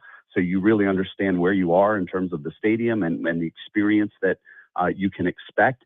So to have FIFA now back out of a lot of these agreements and say, well, yes, we just meant you were going to sit in a certain section of the stadium. That section is no longer available. So we're going to put you in another section that we feel is maybe offers a comparable view. I certainly think as a consumer, you'd have a lot of problem with that. And certainly the backlash already it is, certainly is a black eye to FIFA. Does it put a damper on the excitement level for the World Cup and everything that's going to happen here over the next few months? I don't know that to be true. I think plenty of people are still excited about it and are, going to at least bite the bullet and go and enjoy the game regardless of what happened. But certainly as a fan, I'd have a real problem and would take it to court for sure. The NCAA is working towards proposing a new eligibility rule. 5 years to play. I mean, I'm among the group that would love this with very few exceptions, and they want to start it at a certain year when one's in high school. I guess the basic question is, why would this hold up in court? I mean, I like the idea, 5 for 5, but there's so many cases that does this have any chance of holding up if they try to move forward on this? Not until we see some type of agreement between NCAA and its member schools. Everybody's going to agree to play by the same set of rules, and we just don't have that right now. And as you alluded to, you've got a number of court cases out there right now that are challenging this particular rule. Depending on where you are in the country and what jurisdiction you're in, the outcome could be different. We've seen a different outcome for Trinidad Chambliss at Ole Miss than we did for Joey Aguilar at Tennessee. And to look at those cases side by side and try to make heads or tails over what the judge decided and why is very difficult, even for the most skilled lawyer. So I think trying to fit this into, to make this package and wrap it up with a bow, I just don't think happens until we have some agreement between the NCAA and its member schools. Everybody's going to play by the same set of rules, and we just don't have that right now. And I think that becomes increasingly difficult as we see the rise in power, especially of the Big Ten and the SEC, and the amount of money that's being generated there, and their threats, which continue to secede from everybody else and start to do their own thing. The NCAA is really in a difficult spot here because on one hand, you want uniformity and you want the ability to for everybody to play by the same set of rules. But on the other hand, there is no level playing field right now. And we just have to understand that that's the landscape we're operating in. And unless there are going to be some concessions by, the powers that be, and by that I mean the SEC and the Big Ten, NCAA is going to have a real problem promulgating some of these rules and getting everybody to fall in line. Last one, it's not funny, but when you hear Dancing Larry, you kind of chuckle. But Dancing Larry has been attending New York Ranger games for years at Madison Square Garden. He was honored for his 30 years of supporting the Rangers. He's also involved in a lawsuit as we've been following space in the Artemis 2, Neil deGrasse Tyson, his daughter is part of a suit that is accusing Dancing Larry of groping her. You get on the Jumbotron and the guy goes crazy and everybody celebrates, and the Rangers have what's called the Rangers Blue Crew Entertainment Team. I guess most pro teams have something like this, but they feel as if Dancing Larry's gone too far. Your thoughts on the Dancing Larry lawsuit?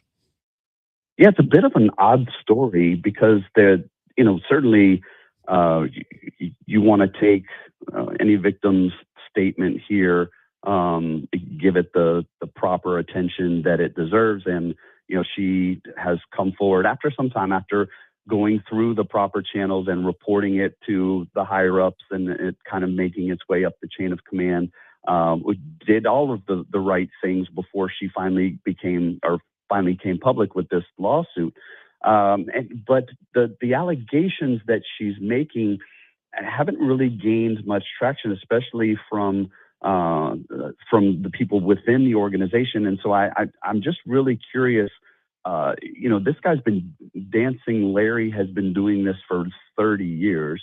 And it strikes me as odd that after 30 years now, we're just now realizing that he may have been doing some of these things. Not to say that it didn't occur in the past, but you would have thought that maybe you would have heard something about this guy who has really been a part of that organization now for a really long time, that they would let him, even knowing that some of these allegations were out there, that they would let him continue to participate as part of the show doesn't make walking around sense to me. Certainly you have examples where people have swept this under the rug and Dancing Larry is so popular that we want to keep him as part of the show. But these allegations themselves are a little odd just given the timing of it. So we'll see as the discovery process plays out here, what comes of it. The organization itself, Madison Square Garden, its affiliates, they have not taken him down, meaning that they're allowing him to continue to do his thing. So again, you would think they've looked into some of this before they make the decision to allow him to keep going. And again, no question that the victim deserves her day in court and she'll have that opportunity. But the conduct at this point of Madison Square Garden and its affiliates suggests to me that they've looked into this a little bit and haven't found a lot of merit to the allegations. So we'll see how it plays out. And your pick for the Masters to put a green jacket on Sunday is? I am going to go with Scottie Scheffler. I think that he played a really nice round yesterday, seems to have his swing intact. I would love to see a Rory, Scottie Sunday come down the back nine. And if they do that and they're eyeball to eyeball, I like Scheffler's game. Have a great weekend, Richard. Enjoy the tournament. Appreciate it. Take care, Mark. Richard Hale, our sports law expert, Hale and Jacobson, the firm online at hhjlegal.com. And of course, he's on standby in case they break through the door here. And I'm still waiting for it. Yeah, take me down. Still waiting for it. Mike O'Donnell coming up next. He's got basketball to talk with us from the Beat of Sports continues.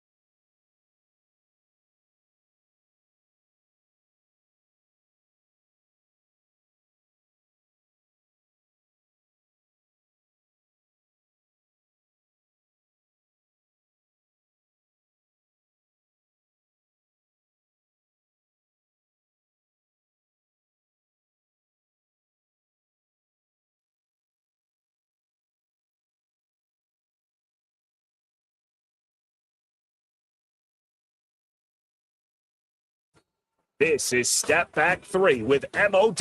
Straightaway 3, it's it. Let's talk college hoops. Let's talk hoops with college basketball analyst Mike O'Donnell. Talking basketball, we're doing these Fridays with Mike O'Donnell, the college basketball analyst. And Mike, behind me, maybe a couple hundred feet, sits the historic Allen Fieldhouse as I'm in Lawrence, Kansas. How about that, huh? Wow. It's a special place right there, man. Very special place. Yeah. I don't know if you heard, I may or may not have hopped the stadium and committed a crime to get into the Allegedly. ballpark here to do the show this morning. Allegedly. Did you? But listen, I would assume that hop over the fence was of the grace of like a 25-year-old Olympic athlete, because that's who you are now. Mike, I got to be honest. I set the equipment up last night, so I've got my briefcase, but I'm like, I could scale this wall. I mean, 8 feet? Get out of here, man. This is nothing. Let me tell you something. That's when you know you've hit a full life reset. Of when you see a wall and you're like, you know what? I could scale this wall. I could scale it. I want you to tell your brother I has great respect for my calves, because I have the greatest calves ever. The only reason why that wall was easy, because once you put the power of the calves to lift and get over, it's nothing. So all that work is paid off for me. So that was you're because of your calves. You're doing the work that would probably take 2 or 3 people. In terms, we're talking like jet propulsion type stuff. Yeah. But because you have, you've got those rocket launchers, right above your ankles, it's like the work of 2 or 3 people. You were in Indianapolis last week, called the Division II championship for CBS. I don't know. Did you stay for Monday or no? Yes, I did. So can you, just the experience of being there for the Final Four in that town, such a great appreciation for basketball. What was Indy like, and what was it like to be there for those games? Golly, I wish every Final Four was in Indianapolis. I mean, it really is great. The downtown area it's so walkable and convenient. It is just filled with basketball people. There's just a general kind of buzz about it. I mean, there were so many things you saw and that happened, Mark, that were it's just the mecca, right, for college basketball. So Indianapolis did an outstanding job, number one. Number two, it was interesting. I saw, you walk by and there's a lot of really nice restaurants in that downtown area, but there are certain parts of the restaurant that are kind of enclosed, and I walk by and it's Nate Oates and his staff just like, diagramming stuff, trying to break down the transfer portal, which is great. And, I ran into, you remember Andrew Gavin? Remember, I ran into Andrew Gavin, of course, yeah. He's now an athletic director. He worked at UCF. You just do all these random run-ins. I was able to get into a Dan and Shay concert. Just kind of slipped my way in. Yeah, a little private. 10,000 hours there, huh? A little private concert for just a few folk. I snuck my way in. Got transferred a ticket from Wally Zerbeck.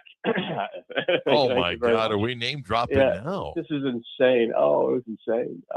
But so the Lucas Oil, I think so many people listening, and you've been to a football stadium in some capacity, whether indoor or outdoor. And those things, it's just massive, right? It's awesome. It's beautiful. It's just the setup is great. It's just enormous. What I loved about Lucas Oil is the fact that I thought the stands are really, really close to the playing field and the court. And that made it for a much better viewership, just being in the stadium, number one. And number two, I think the fans felt really close to the action we're in. In some other stadiums, the stands are so far back away from the court that maybe the experience isn't as good. But I thought everybody seemed to have a great experience. It was really cool. I did pre and post game for CBS HQ, and we did a whole, watch the game from like, I think it was like section 153, right behind one of the baskets. Epic, just amazing. One of the small cool things before the game, like the 90 minutes before the game, before tip off, up on the Jumbotron, they played about 5 to 10 minutes of an old national championship game, starting back from like games in like the 1970s, of where you saw like an Indiana game with Steve Alford in the national championship, and they went on to another game. So you're watching, you're watching college basketball getting ready for the national championship by watching previous national championships on this huge jumbotron, like the endings of it. It just Mark, really, really cool stuff. At the end of the game, we walked down to the court. It was great. I grabbed some of the confetti to give it to Luke and Addison, national championship confetti. And it's very special. It's a very cool moment. There's really, really nothing like it. The game, I thought at times, was not the greatest of basketball games, but you have to have an appreciation for how big and physical Michigan is. I was stunned what they did to Arizona on Saturday. And they only made 2 threes the whole game. Just, now a few days removed, your thoughts on the game itself. Michigan certainly is a worthy champion. What do you think of the game? Interesting. Anybody who watched the game on TV said the exact same thing that you said. But actually being there, it didn't feel like a choppy, bad game at all. And I think it had a lot to do with just the intensity inside of the arena. I will say, Mark, I'm telling you, man, I do not think these percentages are off. Like, I don't think I'm fabricating this. It was 80-20 in that arena. 80% of the fans were Michigan fans. Maybe 20% were UConn fans. It was so stark in terms of the fan difference, in terms of intensity, and just kind of the buzz in the building. I mean, it was loud when Michigan scored or made a great play. One thing that really hurt UConn was in the second half, their inability to make threes. The reason why they stayed in the first half, because they were making threes. And Michigan did not make a single three in the first half, which is very uncharacteristic for them. They're actually top 35 in the nation in three-point shooting. The bigs, the front court of Michigan was so overwhelming that UConn could not get a layup. They couldn't get any float around the rim. Terrace Reed was effectively neutralized in that court, on that court, and he had been playing like the best big man in the entire NCAA tournament, averaging 21 points, almost 11 rebounds a game, and he was almost a non-factor. Elliot Cadeau was so good, Mark, and he had been kind of up and down in the tournament, but he was just fantastic in that game. And Michigan just couldn't. UConn's scatter report defensively, Mark, was actually really good. Now, I thought they did a great job on Michigan. They just could not find ways to get easy buckets against the Michigan defense, which is amazing to say because UConn runs the best half-court sets in all of college basketball. And Michigan just stifled everything. And the way they stifled it, Mark, and I think you saw this, they put Mara in drop coverage. They had him just sit in the lane, and they switched everything. Everything. And it was switched to deny. Caravan couldn't get a look. Mullins couldn't get a look. Solo Ball couldn't get a look. Just a really great defensive scouting report by Dusty May in Michigan. Dusty May, it's funny. Dan Hurley wins a couple of championships. He's mellowed a bit. You and I've talked about this. He's grown on me. The rest of the nation begins to learn more about Dusty May. I'm not saying it's robotic. He seems very likable. I think he says the right things. Maybe now we'll see a little bit more personality. But what are we watching and what he's built after taking FAU on that run and now in a couple of years at Michigan? Clearly, they've committed the resources to him. But they took 4 guys, Mike, that they were not elite starters. Like Luxembourg was a guy that people wanted, but Cadeau, they didn't want him in North Carolina. He had a center that was almost a throwaway at UCLA, the guy that was a rotation player at Illinois. But what are we watching and what Dusty May is building? So Dusty May is, I could see how some people say, he has somewhat of a robotic personality. That's honestly kind of it's just him. I've know Dusty well enough to where, when you have conversations off the record, he's just kind of he doesn't have this big personality. He just doesn't. That's just not who he is. And so he doesn't try to be something that he's not, number one. Number two, all he thinks about is basketball. That's it. It's his whole life. He is obsessed with European basketball in terms of understanding the next wave of offensive systems and defensive systems. He takes so much stuff from overseas. He is an analytical, I don't know, maybe savant is probably the best word to describe. Is his major focus on finding players, is finding guys that kind of just fall through the cracks a little bit. And he uses a handful of analytics guys, and goes down the rabbit hole and tries to identify a thing called win shares, which just is essentially an analytical probability of when this player is on the court, how positively does he affect the game, whether he's playing 35 minutes or 5 minutes. And he really believes in those win share probability numbers. And that's why he identified Mara. And obviously, Yaxel Lenneborg was one of the most coveted, if not the most coveted recruit in the transfer portal. So that was number one. Then you have Mara.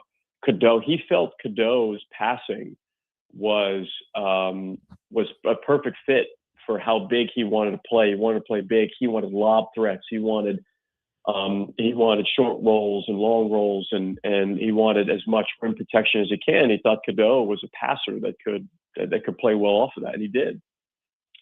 He gave Cadeau a lot of freedom to shoot shots that he maybe didn't have the freedom in North Carolina.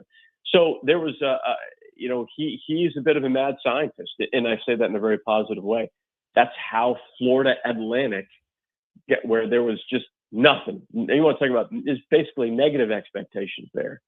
It takes them to the Final Four and is now, and back-to-back NCAA tournaments because he found guys that were diamonds in the rough.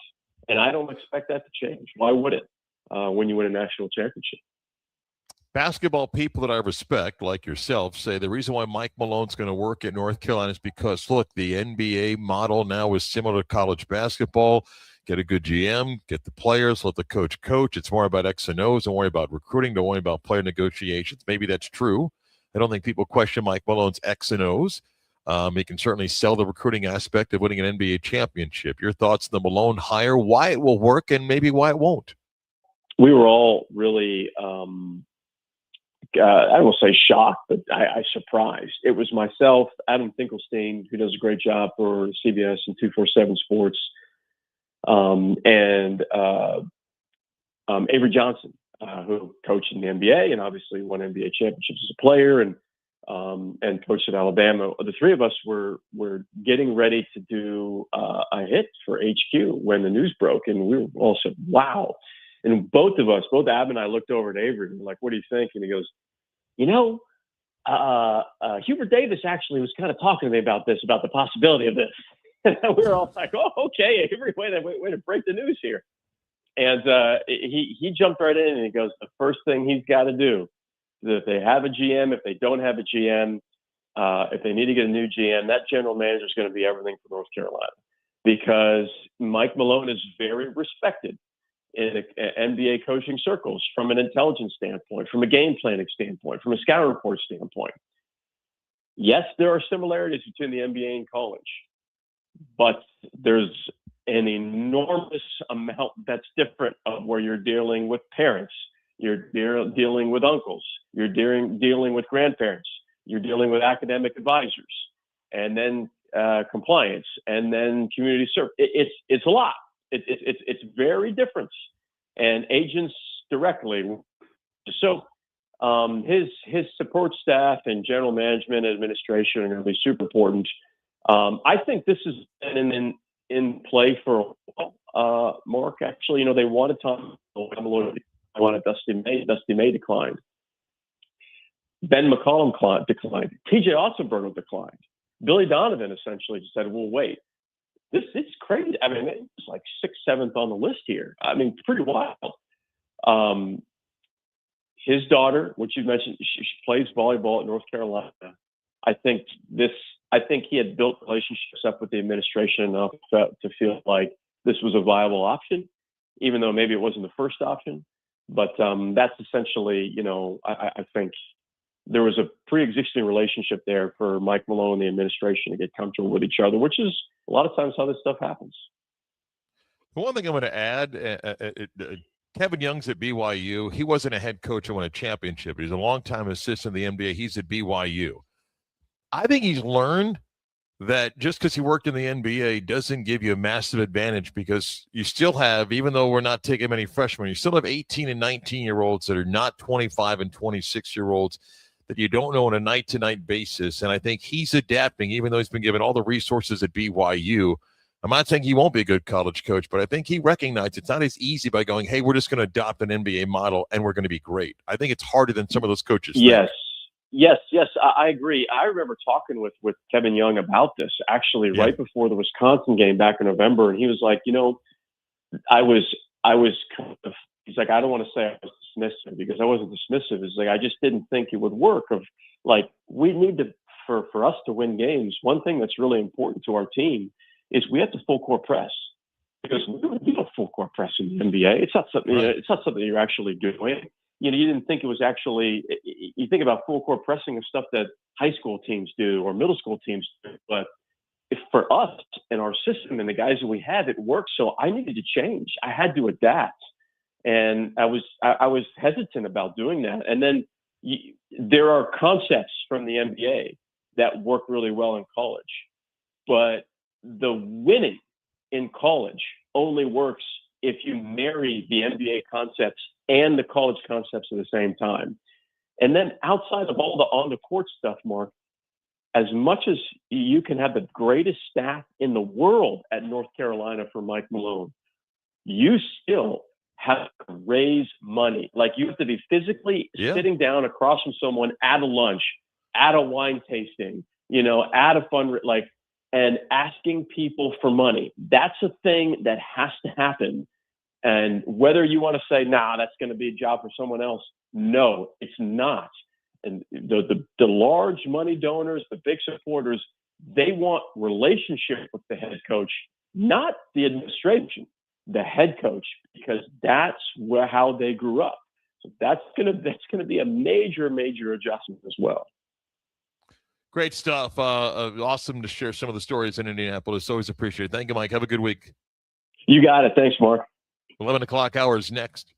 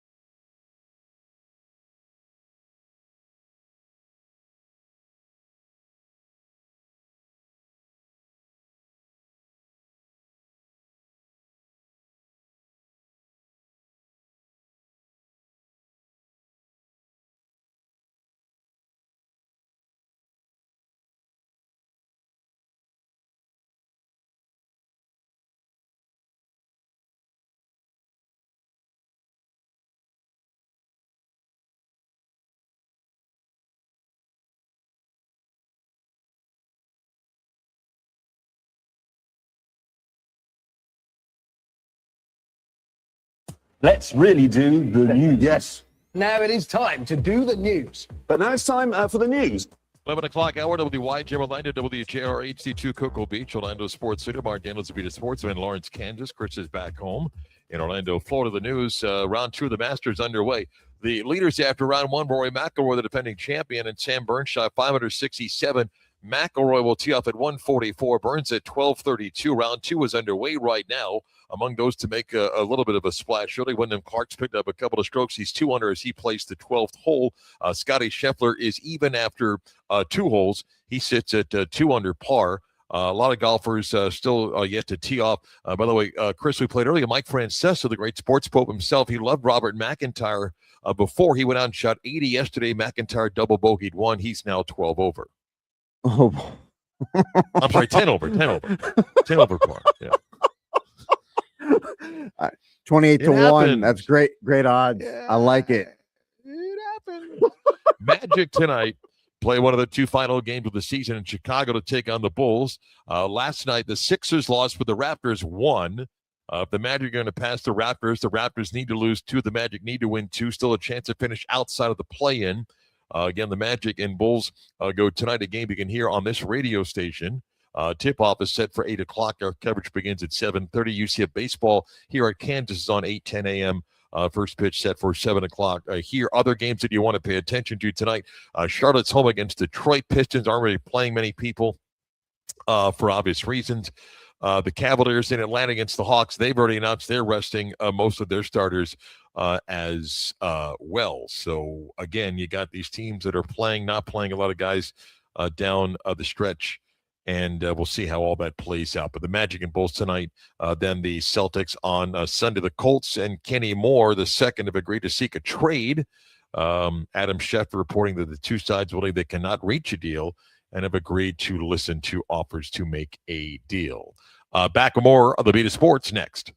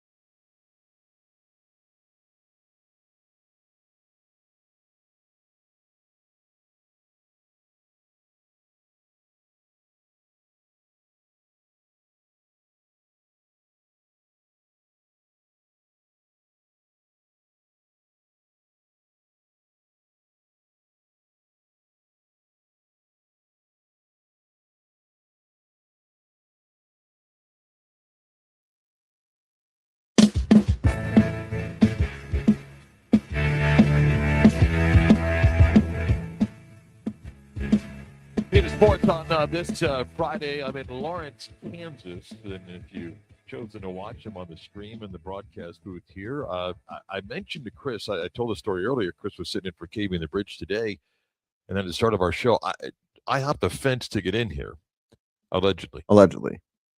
And I realized something about 10 minutes ago, and I told Chris, I go, I think I got to break out of here. Because the grounds crew came, did a little work, and it's a misty rain. It's a turf field here. They're gone. There's nobody in here. I don't think there's a gate open. I'm going to have to break out of here, Chris. UCF radio broadcaster arrested for breaking out of baseball field he broke into. Right. Yeah, I hopped the left field wall to get in, and I may have to use the same because I can't hop the fence by one of the gates here because it's not a fence. It's not a link fence you can climb. I'm gonna have to go back to left field to break out of here. This is fantastic. We need video. I should live stream that for you. You should. That would be fantastic. Like the last segment of the show, I should take the stream and go down and break out of here. Wow. I just thought of that. That would be awesome. All right. When we do the weekend review, I got studs and duds, which Chris and I do, and I'm coming with numbers for somebody. So I'm going to be bringing the heat. We'll come back with a weekend review next.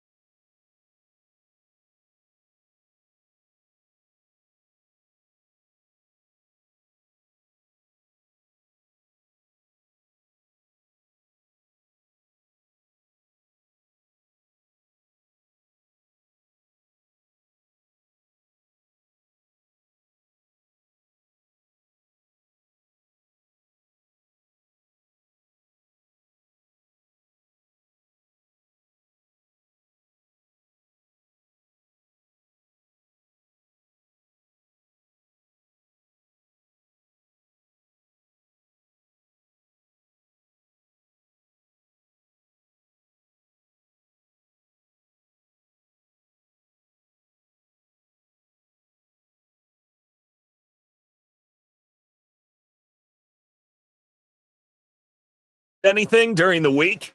What? We've got you covered. Yeah! Here we go! Let's take a look back at the week that was. It's the Beat of Sports Week in Review with Marc Daniels.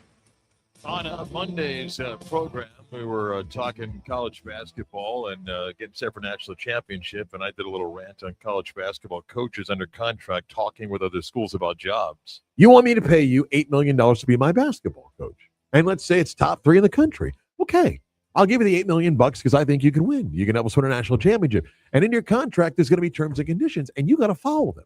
And one of them is you can't have discussions with anybody while under contract with our school. And if caught doing so, there's a hefty fine for that. And by the way, I'm going to hold you to that fine. Well, then that coach won't work for you. Then I'll find the next guy that I'm going to compensate at a high level because at some point, someone's going to say the money is so big, I'll take it with your terms and conditions. Only in college football and basketball, this stupidity happened. The coach is under contract. What do you mean? Well, that's why there's a buyout. Yeah, and I also put in there, you can't talk to anybody without our permission. Why is that so hard? I thought, again, I thought it was embarrassing. It didn't take away Michigan's championship, but the fact that, Dusty May notified the school he wasn't talking to Carolina, taking the job, same deal with Tommy Lloyd, and that's on ADs. If you write a contract that allows coaches to do it, that's on you. Get tougher. On Tuesday, Brendan Sir, the master of basketball knowledge, joined us among many things, asking about the prospects for the draft that he likes. I actually consult with a couple of teams regarding the draft, and I have no problem telling you. To me, the clear-cut player is A.J. DeBonsa, in my opinion, because I think he handles himself incredibly. He's very mature. I coached Dominique Wilkins as a rookie for his first 8 years. He's got a lot of those qualities. He's a showman, which I like, but he's very mature. Good mom and dad. They're really good people that I know. I like him, number one. I like the kid from North Carolina, number Caleb 2. Wilson, yeah. I think. I'm sorry? Caleb Wilson, yeah. I love him. I think he's just going to emerge. I think in 3 years you're looking at an all-star. And I think the kid from IMG that went to Arkansas, I think Darius Akoff, I think will be an NBA star. Chris pointing out that Brendan took me to remind him about Darren Peterson. It wasn't top of mind for him. Nick Oza, the analytics expert, joined us. So I was talking about building a college roster. He's kind of looked at how you evaluate players in the portal in college basketball, building that roster in college versus the NBA. First off, to just take the NBA example, I've heard that some teams are essentially looking to the NBA for guidance on how much should you pay your best player, your second best player, et cetera, when that is just kind of a false equivalency to the extreme, where the NBA has minimum salaries, max salaries, a rookie scale, restricted free agency, salary cap exceptions, distorting the market all over the place, such that the best players are wildly underpaid. So one, I guess, just taking that NBA data and applying it to college doesn't really make sense at all. And then secondly, as you mentioned, because there are such big discrepancies from one roster budget to the next at the college level, it's kind of very important to build that into one's own valuation framework. On Thursday's program, Whit Watson, our golfing expert, joined us. He talked with Mike Tuck about some of the storylines to watch at Augusta. The storyline going into this year is that it's a wide open Masters, and people seem to be very excited about that there's no dominant storyline. There's nobody who's an odds-on favorite. You've got Scheffler with his mind-numbing consistency. You've got McIlroy with the possibility of going back-to-back now that the elephant is off of his shoulders. John Rahm, who is in this battle with the DP World Tour about trying to maintain his membership so he can play the Ryder Cup in 2027 in Ireland, coming off the Live Tour and certainly a guy that can win a green jacket. Bryson DeChambeau's played great on Live. He's won twice in a short season over there. but none of them are obvious, and all of them are possible. And that's been the story. And that's our week in review. Stud of the week. Sorry, did I jump the gun there on you? No, I just saw driving in that street to be on the left field wall is a police car. Its lights on, so I get a little nervous. Are you serious? Well, I am sure there's other things going on in campus, unless the video's gotten out of me scaling the wall earlier. But go ahead, do your stud. All right, we got a few minutes left, so we need the cops to bust in.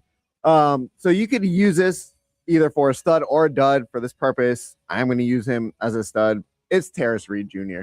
This guy's been to 3 national championships. Oh, my God. I'm going to go stud. Oh. I'm going to go stud. Oh, okay, stud. Okay, Yes. okay. No, I'm no, not no. going to pick on him here. Okay. No. I mean, it's hard enough to get to 1 national championship.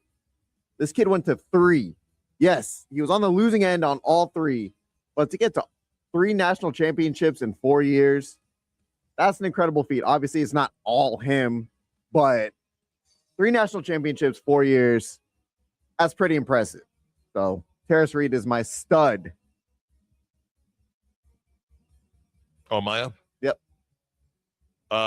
So Mason Miller, the major league relief pitcher for the San Diego Padres, throws really hard. Okay. Chris, as of last night, okay, his average pitch, okay, I'm sorry, his average fastball is 101.2 miles an hour. Okay. His changeup is 94.5 miles an hour. His changeup is 94.5 miles an hour. Okay. It's insane. Wow. This season, he has faced 21 batters and has struck out 16 of the 21 that he's faced this year. All right. If you count the World Baseball Classic, he faced 14 batters and he struck out 10. Okay.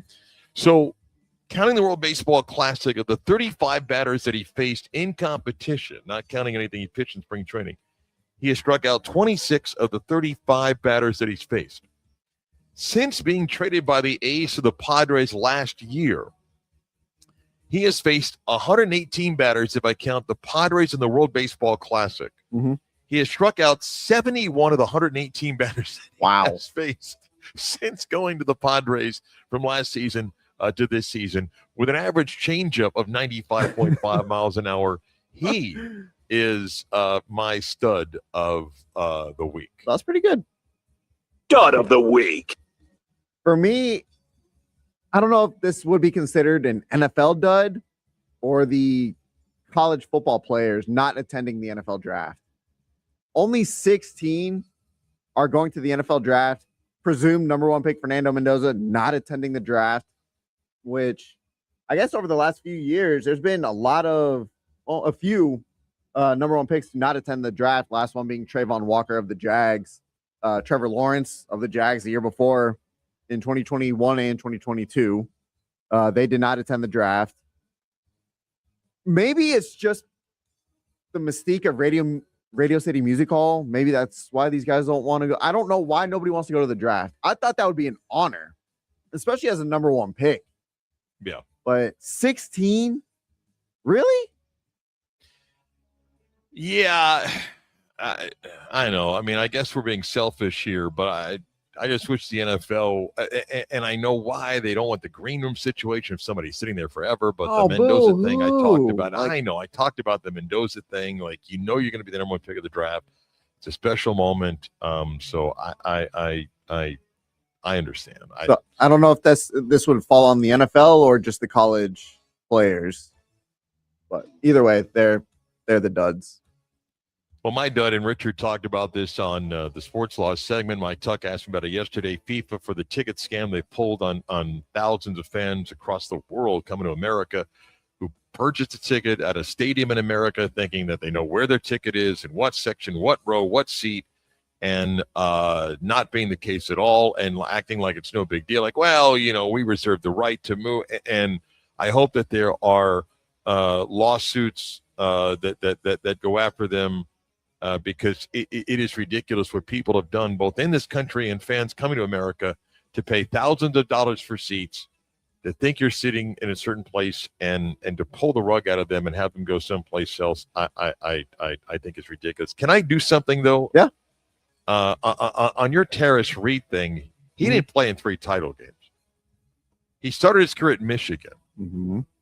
Then he left Michigan before they won a national championship. He went to UConn, and coming after they'd won back-to-back titles, he played at UConn when Florida won the title last year, then got to the title game this year and didn't win. So he hasn't played in 3 title games. He just left the team that just won the national championship, went to the team that lost the national championship this year. So then maybe that does make him a dud. Wow. Really harsh. Why? Again, he played his first 2 years at Michigan. Yeah. And UConn went back to back. And then he transferred, okay, and then Michigan won the national championship. We transferred to UConn last year, 24-25. He was on that team that saw Florida win the national championship, and then was on the UConn team this year that got to the title game. So he only played in 1 title game. He just left a team that just won the title to go to a team that had won 2 championships but has not won the last 2 years. Don't make him a dud. He's a nice guy. Stop leaving schools. We'll come back and talk about what we'll be talking about on Monday when the Beat of Sports continues.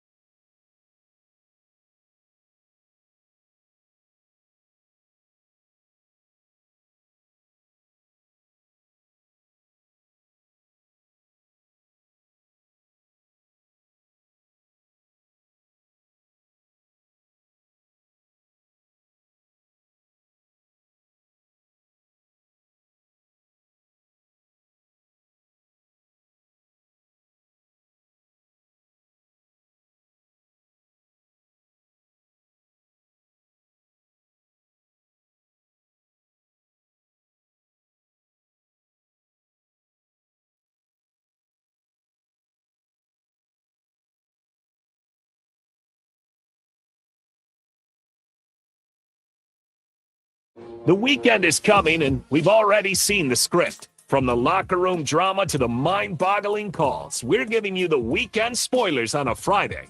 Here's what will we be talking about Monday. Well, a lot of attention's going to go on the Masters, and rightfully so. A guy that's worked his way up the leaderboard right now that I think is going to hang around. That's Brooks Koepka. He's picked up a couple of strokes. He's 2 under par, playing 7 after shooting a 72 yesterday. Xander Schauffele was one of my picks. He's 2 under, so tee off today. Akshay Bhatia, who won the Arnold Palmer Invitationals, +1. I still think he'll hang around. I'm all in if Rory's going to be part of it. And again, Scotty Scheffler, certainly you can't write off. He's +1 today. He's at 1 under par. But I think Brooks Koepka is going to be part of a storyline coming up on Sunday. What about Robert McIntyre? Checking in on Mike Francesa's pick. The sports pope felt really confident about Robert McIntyre. And Chris, I will have you note that after shooting an 80 yesterday, he followed it back with a double bogey to get to 10 over, but has come back and birdie 3 and 4. He's at +8. Okay. Right now, sitting in 79th place. So you're saying there's a chance? Well, the projected cut is +3, so he still has about 5 strokes that he's got to pick up. But all right. Things are looking up, is what I'll say. Things are looking up. Mike loved him at 28-1. Yeah? Yeah. Chris, I'm going to say this. Orlando City plays at Columbus, and Monday, not very much, but we'll mention, I don't think they're going to lose by 4 goals. Oh, thank God. Which is what it's gone to now with Orlando City. That is insane. Yeah, I don't think they'll lose by 4 goals. They've had going out on a limb with a couple of 5-0 and 6-0 games. So 3 losses by 5 goals, but or 6, but they're not going to lose by 4 goals. I don't think they're going to lose by 4. Are you projecting a loss though? Yes. Okay. Yeah. I think on Monday, you know what we're going to be talking about? What? Your court date for breaking into a baseball stadium. Well, Allegedly. I've successfully broken in. The question is, can I break out? Is the biggest question. And I'm telling you, there's no one in this state. Well, hang on. There's a guy there. All right, maybe. Should you flag him down, like bang on the window, like, hey, up here? He'd probably freak out if he heard me bang. He doesn't anticipate anybody being up here right now. But yeah, you should probably get his attention to make sure he leaves the gate unlocked. So I was looking at the numbers and I was looking at the matchups throughout this week, as any Magic fans done, and I said if they won out that they'd be 6. It's getting tougher. And I think we may be talking about a 7-8 play-in game for the Magic simply because of what they need as far as help goes and who's going to be playing.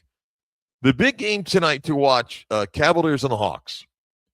The Hawks have to lose 2 and the Magic win 2 to be higher than the Hawks because the Hawks took care of the Magic this year, right, Steve Holman? This season. And the Cavs are not expected to play many people tonight.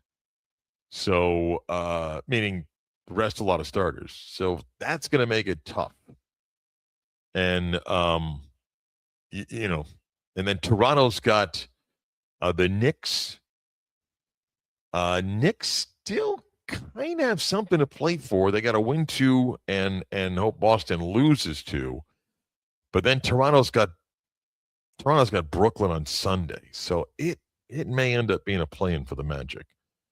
We'll see what we're talking about on Monday. Let's talk to Kurt from Maxine's on Shido joins us on these Fridays. Good day, sir, from Lawrence, Kansas, where I sit. Lawrence. In a cold, dreary, misty rain, and I had to hop a fence to break into the stadium, and I'm likely going to have to break out of the stadium. And any tears to the ad tire when you hurdled that fence? Not at all, man. I'm telling you. No. You didn't. You weren't wearing a body. I'm going to send you the picture of the fence that I jumped over to get in. No. Listen, I'm in great shape. No problem. Oh, I know that.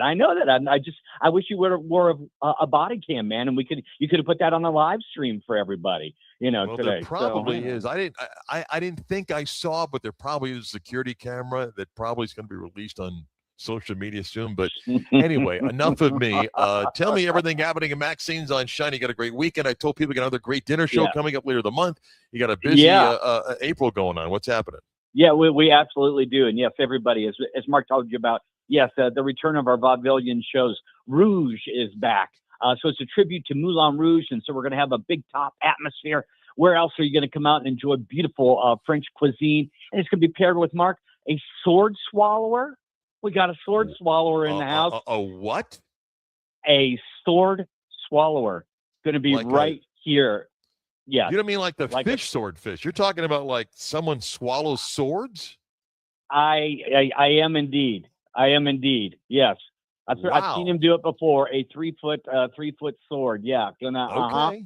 Yeah. So, and if you need any help cutting your steak afterwards, he's available for tips.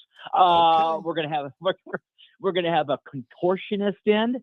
We're going to have a singer, and we're going to have a beautiful dancer going into a big gigantic martini glass, old school vaudeville Moulin Rouge style. All kinds of fun stuff's going to be going on that night. So, folks, we want you to definitely go online to Maxine'sOnShine.com. Right there, you'll see the Rouge button. You can click on that, get your tickets. You need to buy a ticket in advance. There are 2 shows, 6 p.m. and 8 p.m. for that night. They always sell out as we limit it to only 50 folks. So absolutely fun stuff there. As, of course, we got the return of live music is back here at Maxine's on Shine now. Saturday mornings for Rejuvenation Brunch, Sunday mornings Rejuvenation Brunch, and Saturday night. So just a little bit of extra pep in your step, some things to sing along recently, last couple of weeks, brother. It's been fun. People have been joining in with the musician, getting it going in the morning. I think that's after definitely that ginormous mimosa where you get a full bottle of champagne in there. After that starts to kick in, those good vibes come along. Maybe not the best singing voices happening, but, oh, by the way, all in fun and having a good time with that. So got that stuff going on. And then also one other event, want to let people know about this Sunday. I am the guest speaker at the Orlando Museum of Art. Art in Bloom is going on this weekend, and the program is Art of the Cocktail. Hey, brother, I'm going to be breaking down a little history on liquid laughter, bubbles itself, champagne. We're going to talk about some party etiquette that you have at home and show you some special ways to be able to present the diversity of champagne, along with beautiful French cuisine in there as well. So if anybody be interested in coming out and joining me on that, go to the Orlando Museum of Art. You'll be able to click on there to be able to buy tickets. That's this Sunday. But let's talk about what's going on in the house this weekend for beautiful dinner features. Redfish, man, we've been talking about it for a couple weeks. They have been popping all over the place on the East Coast and the West Coast. Probably my favorite fish or second place fish when it is brought in fresh from Florida. And I'm telling you right now, everybody, from the time that fish is caught, it's about 2 to 3 days until we have it here. Isn't going to get any better than that. Beautiful, firm, yet flaky filet that we're going to do about 6 to 7 ounces on that. We're going to put a little bit of a blackening seasoning on it. Going to be topped with a chipotle lime sauce. Oh, man. You talk about perfect for the springtime weather. That stuff is just going to delight the taste buds. I'm sorry you're on the road, Mark, but Chio Pino is back again this weekend. I know a perennial favorite for you, sir. Love a good Chio Pino at your place. Always good. Yeah. So you're going to be talking about some of those redfish bits that are going to be in there, little mussels, some shrimp, scallops, little lobster meat in that, and that beautiful savory tomato broth with a little bit of Chardonnay over our garlic cream cheese polenta. So good. And then, of course, to start off, we're going to do a little crawfish and lobster bisque, a twist on our award-winning lobster bisque. Going to add in a little bit of crawfish to kind of keep it thematically paired with that black and redfish. So you're a seafood fan, you are going to be in absolute heaven when you come out and come see us this weekend. Now, tonight, I do want to let everybody know we do have a buyout. So the restaurant will be closed this evening, but will be opened up back tomorrow and Sunday. And why are we bought out? We've got a big wedding welcoming party, and it's a great time, Mark, for me to remind everybody, if you're looking for spots, whether you're looking to do a rehearsal dinner, hey, maybe you got an engagement party that's going on, you actually want to do a wedding. We have an authentic chapel that was built in the 1960s that is here at our building, and it was put on by a guy that was a wedding planner way back in the day, wanted to have a wonderful spot in the middle of a neighborhood where anybody could say they do. So if you're thinking about it, or you know anybody that's wanting to do a special event, whether it be a special event or a wedding, we are your destination celebration spot. And I am a licensed minister. I've married a few people, but we will be closed tonight, open all weekend long. Don't forget about Mother's Day, y'all. You want to get online and make those reservations now. The best way to do so is go online to maxinesatshine.com. Right there on the homepage, you can click on the Book a Table tab, look for the times and tables that are available for you. Take a look at all of our entertainment lineups, our menus, everything that we've got going on. We'd love to have you come out, please, and thank you to everybody that always says hi when you listen to us on this show. Mark, good luck today to you and the Knights out there in Lawrence, Kansas. Safe journeys home, brother, and we'll look forward to seeing everybody at Maxine's on Shine very soon. Cheers. Missed any of that? Go to maxinesonshine.com. Come back, put a wrap of the week next.